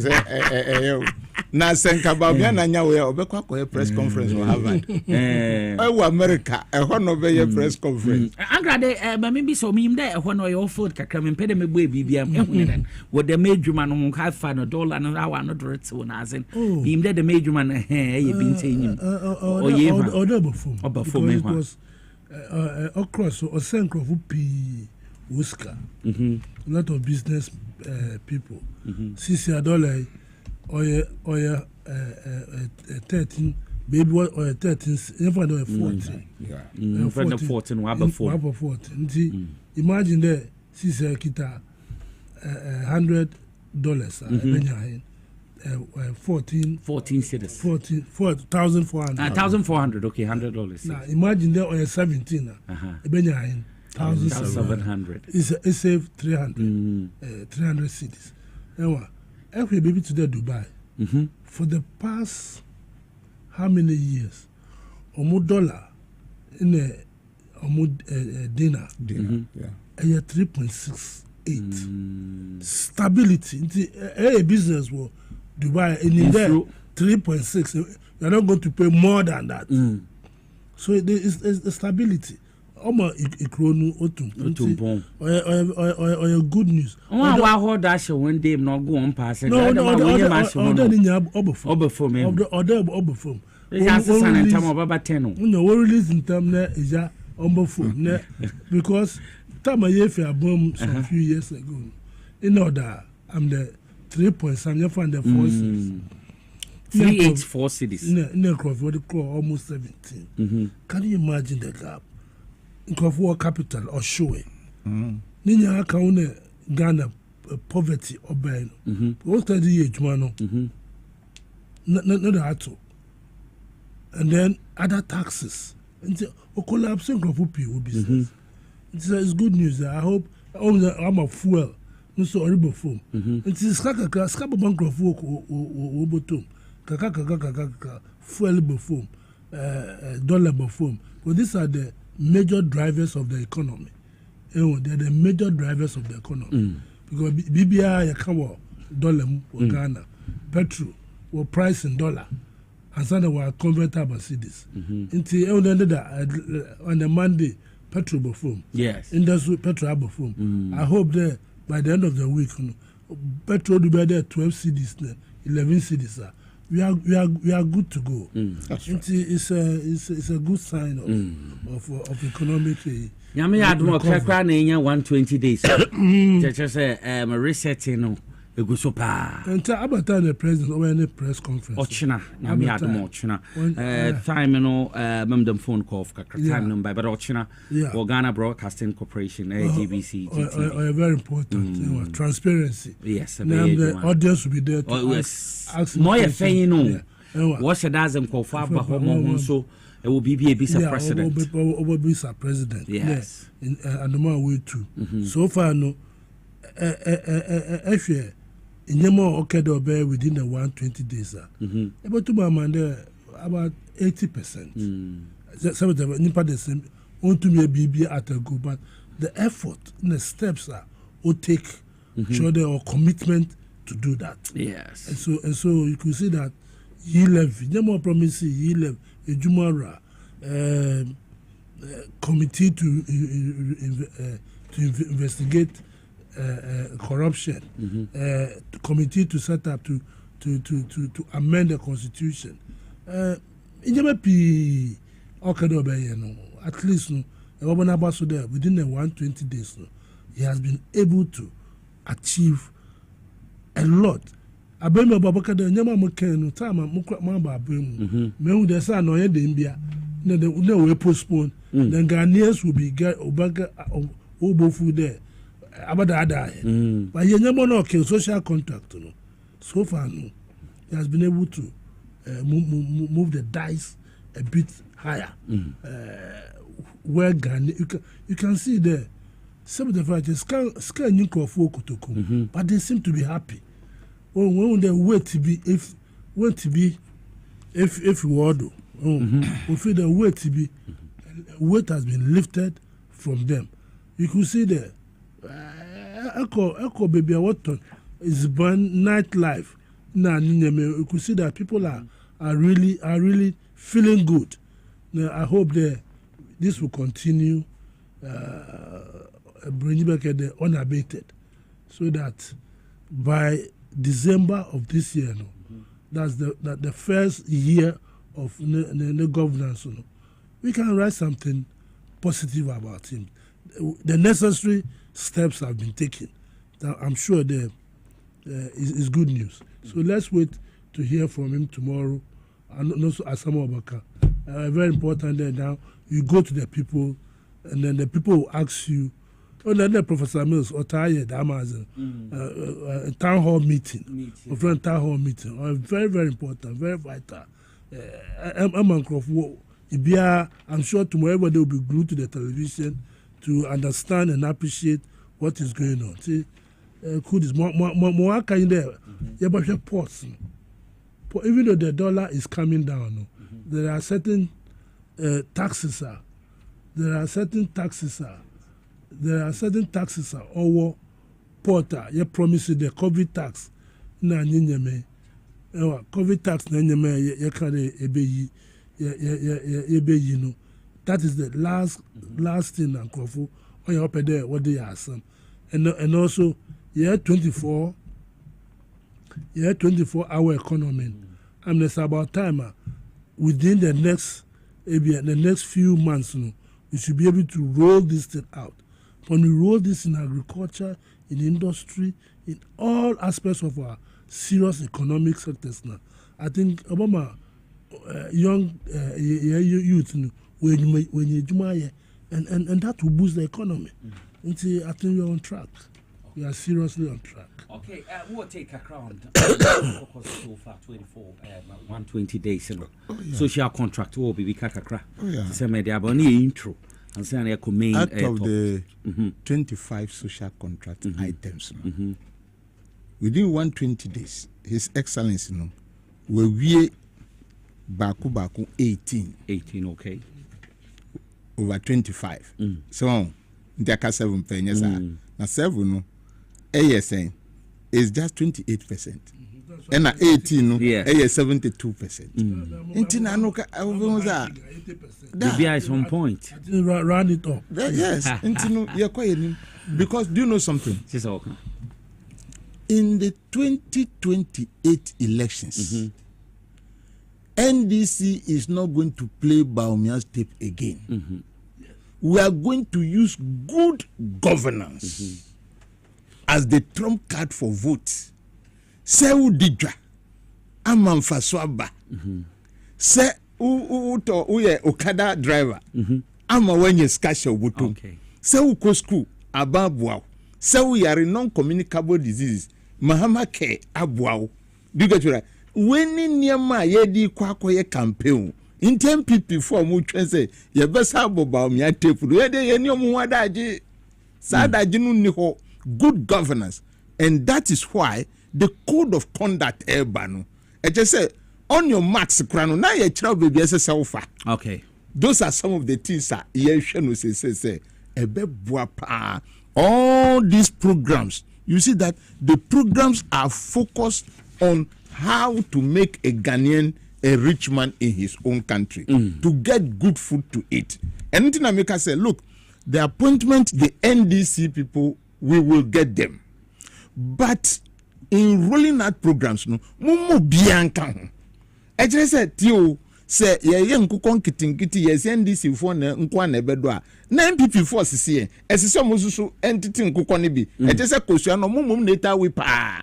And no pay we no mu Kosha, unna mwa na we inti bodio as a mundobi. So make sure we bring all of them, especially the youth, together in these programs. Na omususu enye juma enfambua Ghana. Because Mr. Sisu say in 2028 our trump card for votes is good governance. And no say wo banga obimbambe siziu certificate. O si ye juma na tumpong. Say wo license say be two golda. Tunuye. Do you get to right? Men sense you. Men ko to kokwa fom entwa koko. Men ko to abra fom entwa bro. There be yenuye. Na nyaska. So those are some of the things that we'll be looking at. Anti ediatano ekukudam na jinkonya atena so that we ye intro omodema ye wo chairman emeritus Ade Koka Joseph, former NDC chairman in Greater Accra chapter on the 18 in Kasa, so now honorable Daniel Kwesia Shamai on also oha ye bedin komo yaba nsama egubamba so na ye di hon koma ye hwe Supreme Court oma dismissing injunction against CJ suspension abano and they call no 3-2 na yabon semnegu Ota for member of parliament yes asefua yenu asefua infantidin pa asefua nansema odoko yabo egwa yenti yensha so we na emenua asam na ina no hia de olokota Justice Kulendi obisa adami de Constitution Article 146. That's right. On no baby or there or there petition by what the Chief Justice copy. Well, that is why they went to the court. That this particular line, no court, the one farmer will place injunction on it. No, obisa on court, and people were saying this all along. That the framers of the Constitution, what Omar process in a procedure as to how, when a situation like that, Oba, how to go about it. Okay. Watch on black and white. Anybody saying, all of a sudden, Nagasa Omani interpretation. But some few years back, time occur implement that man. We misinterpretation. One called the injunction to do. They applauded it. Vis-a-vis Shraj Mamina, we use the same rule. I don't pray. Niamo, whatever it is. Was on petty NDC appointment, NDC government. President Mahama, or you see the same procedure in the what do you mean? Fast track. What about boom? We see the same procedure. What do you do, Charlotte say? Charlotte and Anthony crime in there, procurement.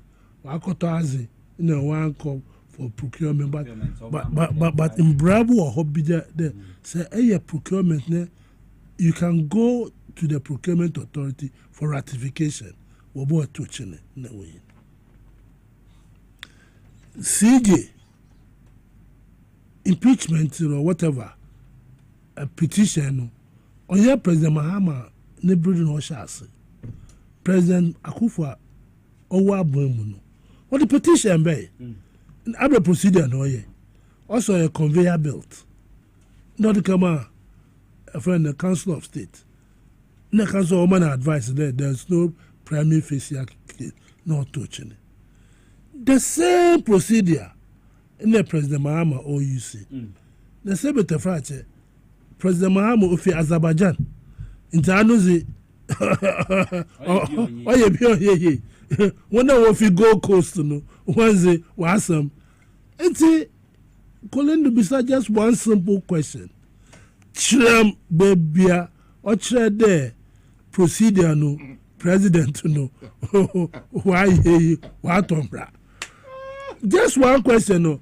Evidence and into other I know court no. Ombuano. Who was I politics? Ne mo oye through cry there. What's the President Mahama or Petetem? Now where you free there? President Mahama since Osha see the Oba the second term. They be JB no castle also legacy. This is his legacy term. The pedo be no oko. The same President Mahama, Tamoye ECOWAS chairman, president or whatever it is. Senegal president, no pedoko third term. One pendo. Jame wo Gambia kaya. Anumpo owi election pedoko President Mahama or my Ghana soldiers. Woko oye sure there we feel. Who for Banye? This who for Banye? Watara. Nisu dama oye Ivory Coast in the president. It is such a person with that record. How come you can sit down and create such a lie, a big lie? Because anything can know about whether he has violated the constitution. Now you sit down and phantom a lie. Maybe I agree with a friend, then a friend, a world minority leader. They come and stand on television and spit out this lie and painful. What do you expect the younger people were shown? About no the ocean. I call you some. What premise? What do you hear? I call you some. In that what what lead council time? Also, I draw a case. It's a demonstration of what was the use of it? Because what's why I draw one pursue case. I said, as a President Mahama, Uncle don't know yet. Into what was the use of the demonstration? We wasting Crawford time. I feel like Okobo be now so. They were prosecuting. They were prosecuting. One actual letter tin ne Ozunsugunu. They all show tape there. Time pepe Obama swim ma mo trim ma Ozinsuko go mu ma first aid. As it tin na watch no. Where is the evidence? Because come the that jurisdiction. Our wa swim no. Watch no. You were able to give interview. Why we share TV no be home? Police officer then is born. Give interview to them That's what dinner tem can. That's where Jimmy. They will come and lie like this until MPP. What Suban Ghana for when you the Ghana for have become discerning. Now the Ghana for have become discerning. You cannot lie your way out. Well, you better. Oh, into JM on violating constitution. NDC, your petition could be here. It is when they say the decision is political. I wonder why it's political. Yeah, political. Grapho 5 no actual petition, and they've got the constitution allows them to do it. Into tobe wo ye nyina ukazinfa serious childish demands a woman. How can you look in the face of an executive president now catching the decision we taken on reverse? Who born dog? That's right. Who born dog? Born dog. Everybody now can't on reverse. How? Why be I know on your fee on the to Chief Justice President Mahama on the to Chief Justice. If you watch a petition also one phone corner one costume send no quarrel more about woman baby anymore. Oba can you wait me back? But the way I will behave no. I know in the work court and the PS when I know ye Juma one casa they threw the injunction away. And so almost sick that the workers are for no ye Juma Nakasana. Was you watching? But what do I get about when nobody's injunction but to double? Sanity. It's a wake up call. There, or there, carry the people along with you. And I mean, you can intro the 2028 election. Yeah, but Baumiani Tepo. How far has NDC carried the Ghanaian? You don't always the time to be a campaign people. So if you are not able to carry your people along with you, you have a situation like this. About Supreme Court, now someone who pierce, what now who is some against you, who pierce. What's someone or they will know what say. Oh, see, my do no, baby, I do no. MPP for they be a candidate. They should start talking. 2026, 27. No, the Obobuwe wano. 22 years. One more Ghana Andre because of arrogance. And the Afenya marking, the Obo police or attack the police. We know that wisdom. Watch out at Tintin, Akohisam. Oh, watch out at Tintin, Akohisam. Or the speaker in terminal or releasing no call. Now, if the police or the police will file assault charges against him, offer assault charges against him. You have to now get some sense into our brothers. They abano or Takashino they abano. Nyansa. And they would do Udubu aban. Onye Takashi, onye macho. When you want 1 year, but Okasa, Akorisam, Akasa, it doesn't take us anywhere.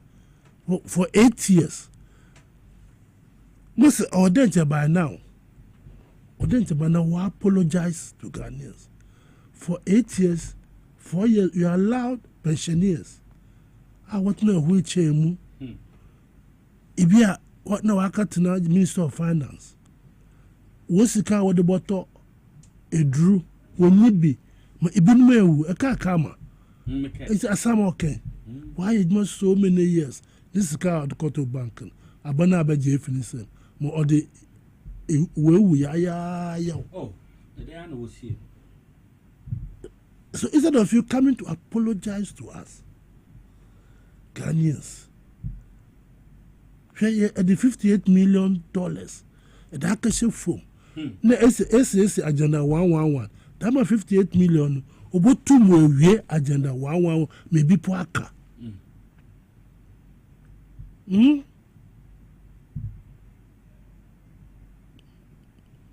instead of over pencho no more work demonstration when we are there the president can be impeached.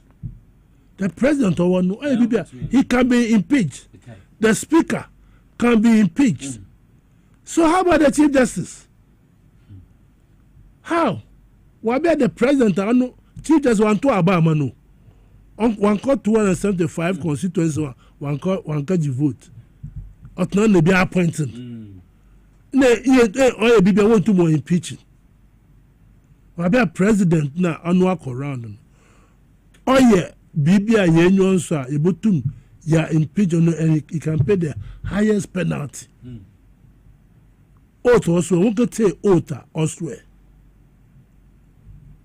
Inti kin asam no we court under court we no court we asam no. Inti 5-member committee now was set up no. One court no way we juma. When in 10 internet chinaya want to know within 1 week obotum waye on asama be a president say on push one can say 5 wise men asama de babano inyama obakano president obashedu no data no more. President Mahama has not black as I watch President Mahama has not taken any step to sack the chief justice. That they should get it right. President Mahama won't take any step on a conveyor belt. This was a conveyor belt. You Ghana. Say the same conveyor belt now. Kutuka airport now. The same conveyor belt no that one. Also say, MPP for no that. The beauty of the whole thing there. Police if now work protecting, none of them was holding trenches. Trench offend a trench, none of them was holding it. And when the police could take through, compared to what time when I heard demonstration, soldier police full fun and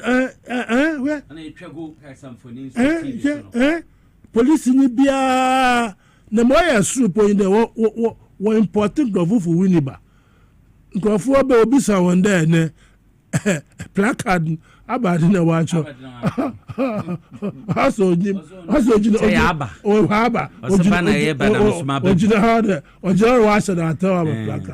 I mean, what a disgraceful situation. What a so you are that's another lie. Another lie to the Ghanaians as if you are doing proper demonstration. Not knowing that you are giving people 10 CDs, busing them to come, and they didn't even know why they were there. They didn't know why they were there. I mean, this deception must stop. May I say, wonderful submission, Honorable Joseph Kobna de Kokaho, Mamenko Daniel Kwesi Ashamai, Yentio. Nicholas. My prayer point of view, Miss Strong Yankupon, so Tiama me pa. Yambeti. Now, my prayer point in say, Yankupon, a bit good June, MPP go. By June, MPP go. My prayer point. June the next month, yeah. In Crawford had Jane. One say, answer a demonstration you winning in Abeban. I feel you marking to meet na TV so. Eka say, only government mobile. Until Sembi no be chinchino san NDC for the channel do 4 years Ghana from Bambe bisana Sembia about governance na yenu NDC for no ye na umbe bisai enunti bibia afenyu making eye no eye bo apayo adenti na mekasa inde judges no omo to asem na go adenti no ma to asem na go senior ka say the president is a conveyor belt. You go to Article 146 till 146.6 10A. Now we will say enuna omudisu.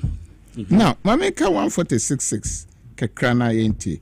So Article 146 6 no as say where the petition is for the removal of the Chief Justice, the President shall, acting in consultation with the Council of State, appoint a committee consisting of 2 justices of the Supreme Court, one of whom shall be appointed chairman by the President, and 3 other persons who are not members of the Council of State, nor members of Parliament, nor lawyers. And nuna President Edaha. And His Excellency John Dramani Mahama did buy. Where 6. Now, Uko drew 10 saying, where a petition has been referred to a committee under this article, the President may, A, in the case of the Chief Justice, acting in accordance with the advice of the Council of State, by warrant signed by him, suspend the Chief Justice. MPP for no, almost about to say before. And they can pray so before. Because I did that book way constitution and not a president here. And not I'm a president here. And for him. And not that Ghana for any judges for business. Munchre bebia, His Excellency John Dramani Mahama, Efumrano, na ye MPP font to me. Almost sorry say almost say 10 na Mahama ye. MPP for Sebi Kafrao. Ono mudi omweninu, oma koskuba oma kinkai. Do you get it right? Because they remove so going for the 3rd term no. It even if we have 2,000 judges in the Supreme Court, you know, to me, and my president to me say unquoted them. Parliament to me manu or to me say unquoted them. Because it is an entrenched provision. Now say a case entrenched provision. Now just say unco referendum. MPP for betu abanu na be no yes or no. His Excellency John Dramani Mahama no or person unquoted them. Unco ya say yes. Unco ya say no. Na ya tuaba. MPP for ni weni now. Inti nemu ye ndra no na kan ndra na nso papa bi na kese se to e che so mu se Ghana omu se mre inti ne justices of the Supreme Court amatena na ne o maye ni nyina no e ya dipa enu nti na wo ga say Justice Yumi Kolini ebisa former attorney general on chire baby potia urade nyankofo on chire baby poti aban ana president no ofumu ye. You see, to me and so these are the issues. These are the issues. Mr. NDC for my feel MPP for munkosu na muye mujuma na court na nkasa ebedi asem no e dia mane ho. And that is what is happening right now. Mahama no onkosu no ye na ejuma. Se nka court ne ho a mbebi sagana for say intin kamusa apese tokonu sambetena ho. Obi osi say ye wu me hospital ye ma me birth certificate no me nya Ghana ni na chese bi no me mba ni nyina ye nya Ghana for na sa ni for no zametina konya so na ma me ka tro JH Mensa in the year 2020 election the late in the year 2020 election time Atamus Niku for ba first time no and na ye kwa second round no unim ne JH Mensa kai osi owo no ya pra no nti ye kwa second time mo ye ntwa ni tipreko also say I'm trying to tell all former member of Parliament. Yes. Man, also say one show one tia ukunu one trying to tell utia ne sin and nukra no beka. Inti say no baby atokono dunu na semu yo and say so sankotena ho e kire say ni hu bon kan okrum ha sese inti se obinu nti asefo no saye demonstration ene ye mfa no mfa nko ye di no ko wa afa o ba besa bibia inti onu angasa pa won tokono no Chief Justice no MPP for na ka chon se mani resign o onu angasa obi aka chem se wa parking ne madada o ba MPP for se ontena ho no mfa anye politics do get enu ntra ti se onkasa won say the sealed petition the man no walike the amount of marking. Yes.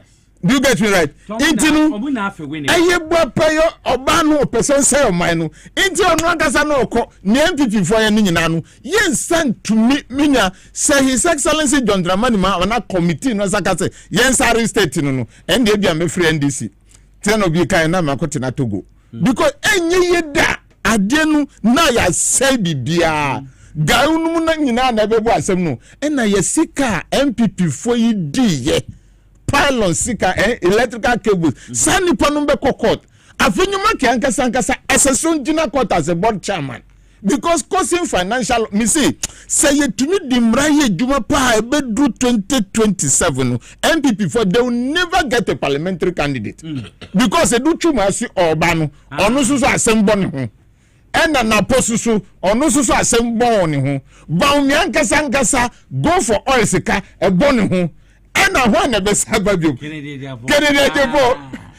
Kennedy Ajebo no onu de oya be chama medinu be ko no attention ngwa line na ko hwe say police say ho a waji contract no na Bob no like no see Bob no go warehouse o but one fancy Paul no so 5 years na Paul no nko tin Nigeria ho into no so no causing financial loss to the state na Bob no we say go warehouse. So these are some of the things. So don't let us waste time on the MPP people.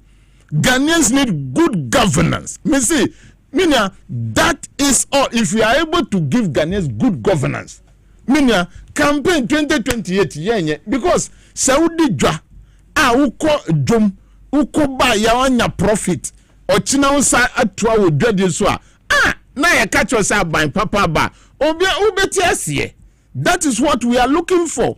Say ye to me ye kwan say uko market na traveling to go and bring foodstuffs to the city no ekwanu ya when the best catch us to abama aban no say to me mansu ama nipa nyansu anuma who will tell you go and vote for that because aban bi ba ya ye boka ekanu jina ho ye jisika no achadi tie hwa ne Eugene ahia oye former president the secretary na de ndo ye no no any second president enya ne yiri na de ni properties obia only property bia appointing no. That is where the code of conduct of today those are the elements is coming to cure the corruption element no eno no ba be di adro no be ka ekuru no so look at Eugene o say offer ho Peter o say okokoye MP do that right and wanya me say okokoye wa contest Mefa area hono no twitwa bridge o musi Eugene this small bridges no musa nwa gusu no say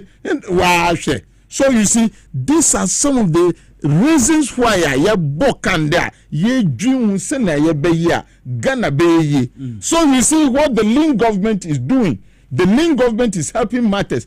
One will say exchange rate no senior kan no eka ho. But another issue ni say Mahama no on print sika sana adisi ti ho a o print wa me see adisi shachichi ya ne hunti se ko contain kanika wura no twitwa sika ma nanado no twa sika ma nanado 77 billion in 2 years. So that is it because you have pumped so much excess liquidity into the system and now inflation no masu kosro. Mahama is not doing that. They are practicing a lean and responsible government. Into who say bibianu a funny kwan so. So you cannot do excuse me to use the word reckless business right now. But niebe here panise Mr. Ghana for the programs are ever same.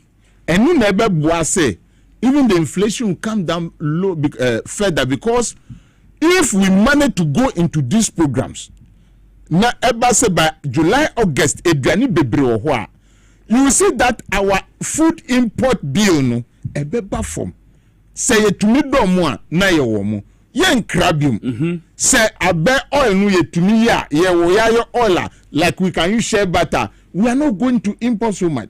Sugar, say to me, do Commander Sugar Factory. We are not going to import sugar again. These are the issues that blows CD into what? Cotton, blow it away. Into Sanya Manu, and ne say, Basayanya, Mrantia, yes, Ramu, say Yanya. ebe ha ye nyina inti programs eba ni nyina no I am very sure by June July all these programs will be taken off with cash. Say no ya launch program no. But the releases have not yet started coming out for them to kick off. Inti no bombodi na ko pe baby awususu di ho be hye na warani program bia edi emwa be brew ena edi emwa mpuntu be bre oman no.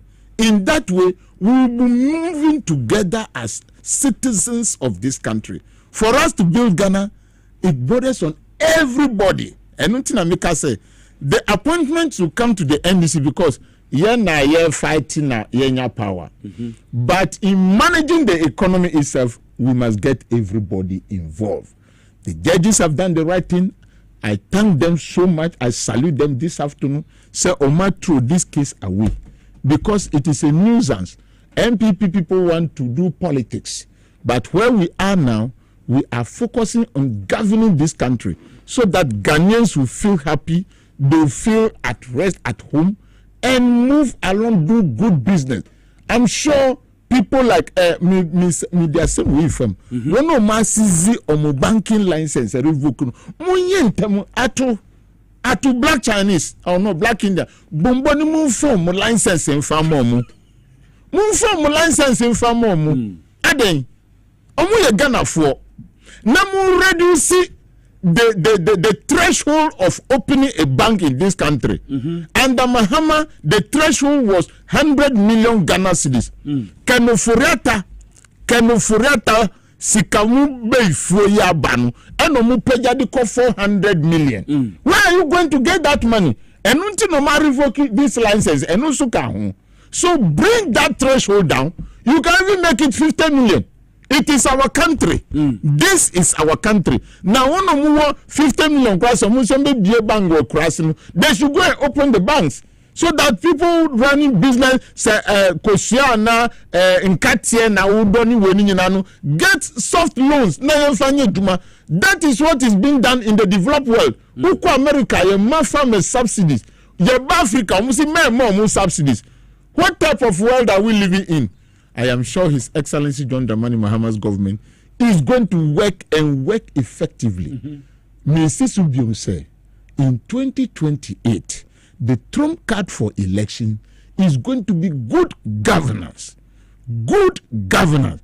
Inti mo ya appointi mu nyina ni wono ya ba be appointi e nyina no yesremu. Mu bombodi na mu bu aban no na mu magana for eninji. Judges susumu kahu mude maye mude ni binde judges why your mude ende o oma tu semboni no atu atwini sa krata no nipa no gina na wo dia bone hwene na mu kofie because we are running a serious country and so everybody must be serious. Respect is there for everybody, but anybody who like to take our time, our leniency for a ride, so the paper be for bonny no uncle baby because people are hungry. We want food to eat. We want subsidies to work with. That is what is very, very crucial right now. That is the reason why Ghanaians have voted for His Excellency John Dramani Mahama. And you caught until no ma vote manu. There be Omo say Kaba Yebedia Tikanoso until Atufosin and His Excellency John Dramani Mahama came to show MPP from Jindi that say betumi cancel e-levy. In the cancel. They have all reason to tell you the reason why betting tax cannot be cancelled. Today it has been cancelled. Yes. Ghana is still there. Now if you say they say one cancel e-levy and amudi water and electricity bill and you na mukoko signing with IMF conditionalities for the IMF loan and every quarter. Now, in the last quarter of 2024, Oma increase no more that the per vote. That is why we are saying that the thank you tour it should be apology tour. Because Baumyankasa Bekatre say na economy nunye, but bisami during the campaign Baumyankasa for economy. Now that Intinanka or that diama the vote no edimano. These are some of the things that we must watch critically. MPP people, especially those that have been in government, now on don't mind. On my say bibia signing licenses anyhow. Shesana cocoa a drop for 966,000 metric tons to 330. But you see, these people still opening their mouth and they are talking. They are still opening mouth and talking. They will not go to cocoa board and see what is happening over there. Dr. Randy Abbey, Mawayuku Mamojuma, said 200 containers. Oma importing Nyama. Nyama Munya Yusu, once I imported from. As if you've not been to school.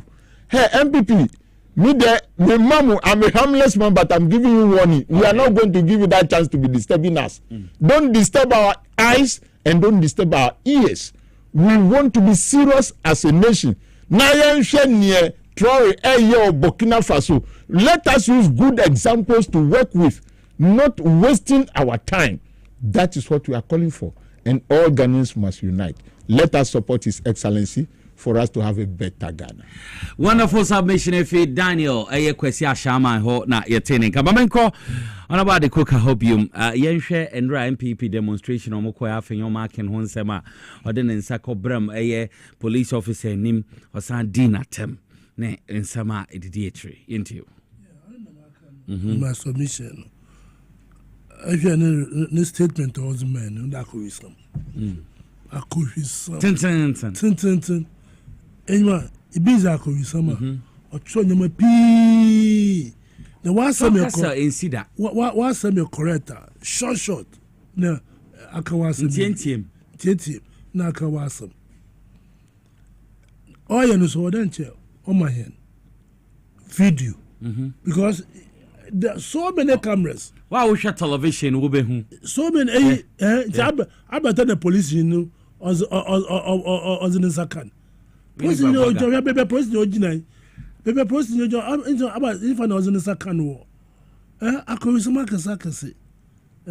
Because I think your mark can feel there, oh Ghana. Or feel there, I know your friend King Kong or Ghana.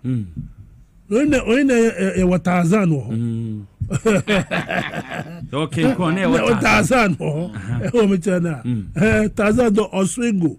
Oba onjina fakun or swing. I feel that the police has done a good job to invite him. Or evidence there, Papa no, Obona Asuma, information. We will deal with it. But if there's no evidence, the policeman must file a complaint because uniform, Osha uniform. Okay. When you're the man, everybody can go on the street and beat a policeman. One more example there. Now, after your mark and Obro, no, I was a man not as a Ghanaian, just like him. It's a very serious offense. Welcome as a member of parliament.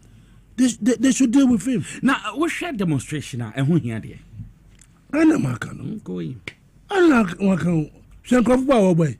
They were trying to give the president there a multitude of people. And the police phone now what kind of watch chairman? Thank you to now about demonstration. No show. What's what chairman? A chairman did not share blows in a few. I brought Kennedy now. It was that join demonstration. It's in Crawford, 140. What Fumana would train, or ye Akoshi, if woman would train, Wolfman, where Akoshi, Bible Fuwe Mabano, where Akoshi some. But Ghanaians have seen through them. And although all realize there. No, 169, 167 seats. 2016, 2018, 2020 year election were reducing by 137. Now this one will reduce about 88. But the other one who about 8 years ago, the Ghana for everyone. And they're not learning lessons from it. They're not learning lessons from it. I hope that this is the last demonstration of our court. Because Walla and Ankasa Sana were withdraw into Abba Assembly no cultural placards pii na nkrofo placards mpo do so chi nkrofo a wo match no why the same to Katechie wara no so cultural placards pii Katechie onyim na but no over na pay no our friend the sachet water no sachet water no moto na do so si nipa no ana maka no omo chema bika sachet water na do so si nipa into Ghana, I know Ghanaians. Look, at this stage, no, Ghanaians are not ready for demonstrations. Since your Ghanaians, worry how economy will pick up, how you to many Jumaye. That is what the Ghanaians are now worried about. That is what Ghanaians, Wama, President Mahama, goodwill. No, they are waiting to see what is going into. For the next 6 months, we have to show to them we have to show records of where you juma when apprenticeship ayas or there is video evidence of that. Or there is the Babakasa. We have to have evidence. Tell me Kwame time work and happiness. One month, Mabrun, 1 year Jumana, 1 year Skanko go Kotokum. Now the idle hands are it be about more 5 6 okay demonstration. Obeje. Ghanaians are more focused. And so as for the demonstration and a petition, not that Mite Abudulai, one of the top legal briefs, it was childish. Never watch on you, but from Masam. Childish. Nansebianim. Ababianim. Just waste of time, and I'm glad that we allowed them. We didn't go to the police to stop them. We didn't put massive police on the to know what they were there. And then they were trying to trigger your friend then disturbances. No, I got there. Mahama asked my police there. Number bro. They couldn't get all those chances. And then the BB can know answer. Nobody's talking about their demonstration. As someone can the behavior of their minority leader, which was a disgrace to all of them. There's no way they can defend it. That is the result of the demonstration was Afenyo Markin disgracing himself in public. The word honorable must be retrieved from him. Instead of apologizing, actual thesis, I could be some, no one didn't go in, no police, somebody from Parliament House, or no cotton, Conaby, no Joe. Hey! And you look at that boy. Hey, serious. I want to look at him. I'm going to demonstrate my brave. But now that's a bread on two. But look at how fit he was. Or tell them because 1 to be. Maybe a camera one. No, happy. There's no sweat on him. Says yours for friend or signing. Or signing. Young queen name. Or signing. Or signing. Or then say really bafono. Or then by now was stripping off. For going to public to go and slap a policeman or they win the battle. No August sympathy. August sympathy. Nakazo is in Penya. Or yes in Penny. Nakazo is in Penny. Never know is in Pa. What's Nana? Now, Never. Nana. Nana no is in Penny. You wouldn't know the on John Chen Nana baby or finishing Pano. We have allowed this country to be messed up for the past 8 years. And now we are resetting the country. All the Benya Buta, now we are resetting. Because, Charlie, if we are not able to resolve, bring standing to this system, the next 4 years, King, and them Chrome about UK for himself. They used to take the car for at no fear. Last year, when I'm trafficking, Carlo when you call for 2. A crew engaged driver. We have a mobile phone. And the family 8 o'clock. Have a mobile phone. Well, a work a main traffic dance. Yes, Lands Commission. Why? And when we James a boy should be changing. What time no mobile phone? Oh, we baby or a year. At that time of the night, o ka nyo wie bi mobile phone no aye lucky no ya yam phone no faso ya na pay nkomo nkete midmon ye obi la pass ono trotro ni tan yin to hwim ya na eso no mu nti driver na two car na na nipa no mu kura no mu bonus but yamaje mewo no moko we have to make sure that this government reset the country so that at least 80 to 90% of the youth will get a form of employment. They will create array of opportunities, and people should take advantage of it. That is what we should all MPP for other our journey and they preach because MPP for what supporters was when he had you most when he had there demonstration wamba. One can say when one crop for wamba. So I'm more on edge man. The demonstration was uncalled for. The resolution was childish, and above all, the behavior of their leader was, I use the word, unconstitutional. It was Mahama, what unconstitutional, and also what act very, very unconstitutional. Yeah, but I say, Chairman Emeritus Adekoka, my member also, Honorable Dana Kusia Shaman. Okay. Yabeko na yakwhwe asema honorable ya utama close to the two or your founding father the mother New Patriotic Party. Yenko tie numra.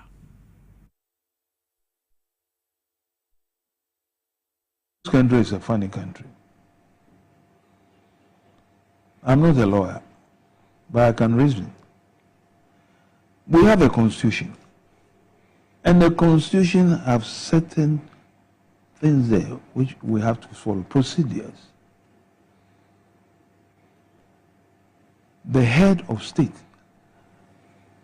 a complaint has been made to him. He is following the procedures. The procedures have not even been completed. The committee necessary to look into the case has not come out with their own findings. Then what is the news people are making about? Lawyers trying to attack. You see, it is pathetic. It is pathetic. If I were the former CG, if I call her so, having gone through this, with all this chain of complaints against her, they are about 7 now. What I would have done to save the country and my name and my family is to take a pen and resign. That's all. Why is she still there? Or she wants to be there? And those who are forcing that she should be there, what is their interest in that? The best thing for that lady to do is to take a pen and paper to resign. That's all. Yo, Anka de Samian or say on a zanche or resign. And if you that get through Araba Tokunu on Shana resigning. Baby, some edry. Honestly, Madame Nambra no or maybe senior. Look at the sister and the aunt. Juahum. I just look for.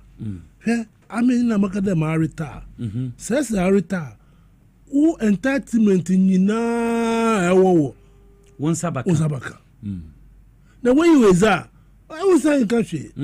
It's when I was an ambassador on continue, and people for no. What's the name? Because the way work or demonstration, there will be a this is there. What's some who cram pop? Papa, you be Juma. What can I say? Bampocho, Sisia, the way Yakumo, pardon, here to me, because we are human beings, we will never be the same. It's how Kofi. That's all. It's about GBA statement 147 out of 5,000 people. 47. What capacity resolution? Then you know we're going masi. Maybe about some yeah. So umbraso. Maybe ye bia umbraso. Offer her boy. When Dr. Nyaonya Otama, founding member of MPP. MPP, yes. Okay. and an elderly statesman. Into someone okay. I hope I now tape mommy wash it. And then the chair on Choleta de Asame Jemu, Maritime, Mukufi, because OPS at the Supreme Court. Seven the fracture. When you are was support to her, it won't go vote against you. Won't go vote against you. And I can confirm what some of them have got political inclination, but when you know what to chine. When you want to chine. Well, until this year, what would them wabede? No more. Since you are fat, never the senior or no. At the way to Tuninia is gone.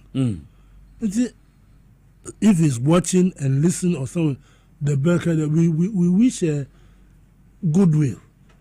Your mommy, your sister, your aunt, your buseni, and you go as an order utrado. Now, okay, the warita. Now, one final benefits, one for a month. No get any fee. Because if you make a fire, Tatama, your independence, now, bro, fee, or bro, chief justice. Why, I be. I'm being in I'm being in so that we cut this tension and no more over system. We cut it out because anti beer there, H. Prempe, Azar, Dr. Achampo, luminary so. When you know, if you are to the GBA, na MPP Fupe, everybody. What about one support more? President so raising brado. To them man now okay no. Onto Brebia about 14. So what are we doing? No, we don't have to carry on with this. No. Honorable. Ashama, yentiwe. Indra demonstration. Nicholas, Indra same mienu sasiye. And the most unfortunate side is say, my name say more journalist man to say, ya boom back munipa back Indra and I want it. Yes, TV3 ni na. Onye TV3 I think I bono. Yes, I was in the serious said demonstration almost a movie say oye TV3. Yes. Wake up. Yes. This is what TV3 for. Any Ghana for. Mom say TV3 for come press conference. Third vice chairman Ako to Mike naturally. So they have made them full targets. Say baby on be TV3 for no. Now omo attack them. This is what the MPP is doing right now. But why should they be attacking the TV3? And not journalist? That worker is a journalist. And I expect you people to talk about it. Minty, and it is surprising. My journalist, Miss Remo, with all due respect, Mamun San Shenye, my year in the 2013-2016. NDC government will hope Onaye Bibia, na ye MPP for MPP for say opposition, Nyaye Bibia. Now all the stations are far. I don't know where they're more far. Then you move from that one. Uba Bedru minority leader. The first minority leader that is punched by the policeman. Also on one gazette that form na yedi nsuagune so. Makachre mu say afenuma kinu enye say oba be lead MPP no positions no there. And you always like to find his name for bad reasons in the media landscape. That is all. She say who are we minority leader? Who see we are mighty? Who now who go chadi? And now slap people listening. And now the police knows slap. I've never heard this before. Into when we say in sema makachro say enu na fenyu makika say oh onu de enye say minority leader ba be do or ba be waste NDC time. Let us not take him so serious. Me see, NDC, Parliament to be resuming again. Know how to deal with this minority, micro minority, so that the nation will move forward. Mankase mumbu constitution amrabiaso, not at all. But make sure you don't give these people any chance to misbehave. They are misbehaving themselves. We shouldn't allow that. We've given them that opportunity and they mess up with the economy. They want to start the campaign demonstration. They can start. It is their right. But we shouldn't give them the chance at all. Look, say if you be a every the conclave Vatican, say NDC for AMA, MPP for Africa chamber, nothing will happen. Nothing will happen. Shut them up. Because afenyuma kituni be catch say ye nyina ye nim say ye ton cable ye ocean cable okromwa and I want to say I come from the house sanity onu ni ho anenim onu afenyuma kani ho anenim o say nyina ye nim. I don't know anything about it, but you should pretend over this mess. He who calls for justice must come with clean hands. Is that not it? No. Now, Shenyama, what the ho? Say, cry and yan Ghana water. Only say, why board chairman for Ghana water pay. So by Yan of Ghana. Yan because the investigation should capture the timer. Edubuahi, OG 1.3 million a month. Say, Oma Ghana water software. We should look at the people who were board members of Ghana Water at that time. Time is very, very important. Now, say any time and any time and I send on one kasa any year Jubatam or your board chairman. Before you move to Ghana, energy sector, electricity, why a board chairman. So please, Ghanaians, me in Castle Bianco demonstration. As for demonstration, you can go. You can go. It is your right. But NDC for and the sympathizers of the NDC. Mpese min ka say apenyuma kin mu say omudie omubabe waste His Excellency John Dramani Mahama time. Enuntina omushombe dede omumani humi. Look, from 2021 to 2024, me campaign seriously, but I use facts and figures. Nicola, me wadar is 5. I'm a Philly. And when I go to debate, I use facts and figures.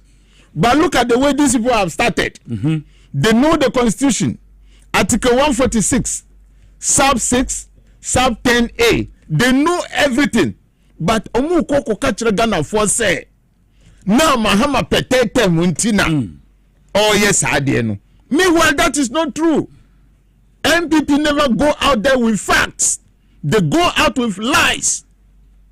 So I think Parliament this time, you should not give them the chance.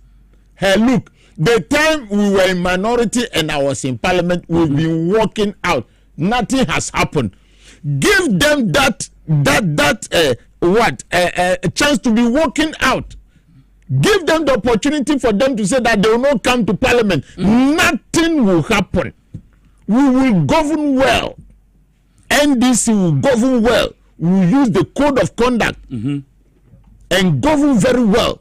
If these people have made up their mind that they will be telling lies, that they will never tell the truth, that they will be polluting the minds of their supporters so that they turn them against the government, Parliament watch them and say, Omusombe walking out every day. Nothing will happen. Let them walk out. Because even the time we've given them that opportunity, they mess up the economy. They mess the economy up. That is what we are saying. They were cutting money. They were borrowing mercilessly. They were sharing money to their parliamentary candidates. And they were just misusing any property that is given to them. If they don't have any record, they should just walk to the Parliament House and look at the cathedral pit hole that is there. That is the truth. And we are going to tell them the truth. They can continue with their demonstrations. The most unfortunate thing is, I said this some 2-3 years ago, and he said, the elite of the MPP are taking the advantage of the illiteracy of their people, and they are deceiving them to be supporting them. That is what they are doing. Because till today, if their conscience will treat them well, in because the president is using the law. The law is law. Is that not it? And the President Mahama is using the law. And the MPP is shouting, we are going for demonstration. You people are not serious. You are not serious. Nicholas, can you waba? Oh my. I think MPP people. Yes, MPP people should make demonstration that Kenufurata should come early. They should make the demonstration. That is where we are going to get our money. Yes, conflict of interest. One say His Excellency, or there are 2 code of conduct. No. It is in the Constitution. Those of you who are making noise today, with all due respect, the time that Kenufurata is what? Infringing upon this law of conflict of interest. Ordinary company, AG loan, AG interest, and a commission. Mwagaza. Have you spoken? You did not. You are quiet. Now today you've gained a voice. GBS also gaining voice. One was a TC opinion organized labor. The deputy Babeka say, and your money now taking that decision. These are the mole in the government. Your Excellency, I respect your position, say. Ube kiki out MPP for Makanuboko and Akakrakakra. But do it quick. If you want to leave legacy, you can't leave MPP people in position for you to make a legacy. Kick them out. Let them go. Some who are appointed to be applied, let them go. Look, in the Ministry of Communication, we were having a minister and 2 deputies. Do you get it right? Sir. In them, some judge in Kwaneoho. Do you get it right? Say we are appointed to be as a deputy. So even if you not appoint us, no, let the MPP people leave the positions. Let them leave it. Those who are appointed, I am not saying that those who were duly employed with the accountant general. No, I'm not talking about them. Those that the Nanado government have appointed as political appointees, sack them. Sack these people because they are going to make work difficult for us. Because Afenyumaki will be talking to them, those who are left. Per the behavior of the leader, the same the followers will behave. Afenyumaki will be talking to these people. So sack them. Every day, even next week, you hear that they will be organizing what? A demonstration. They will be doing all those things. So me, I am pleading with His Excellency and the Chief of Staff. Nano Sao Kupa.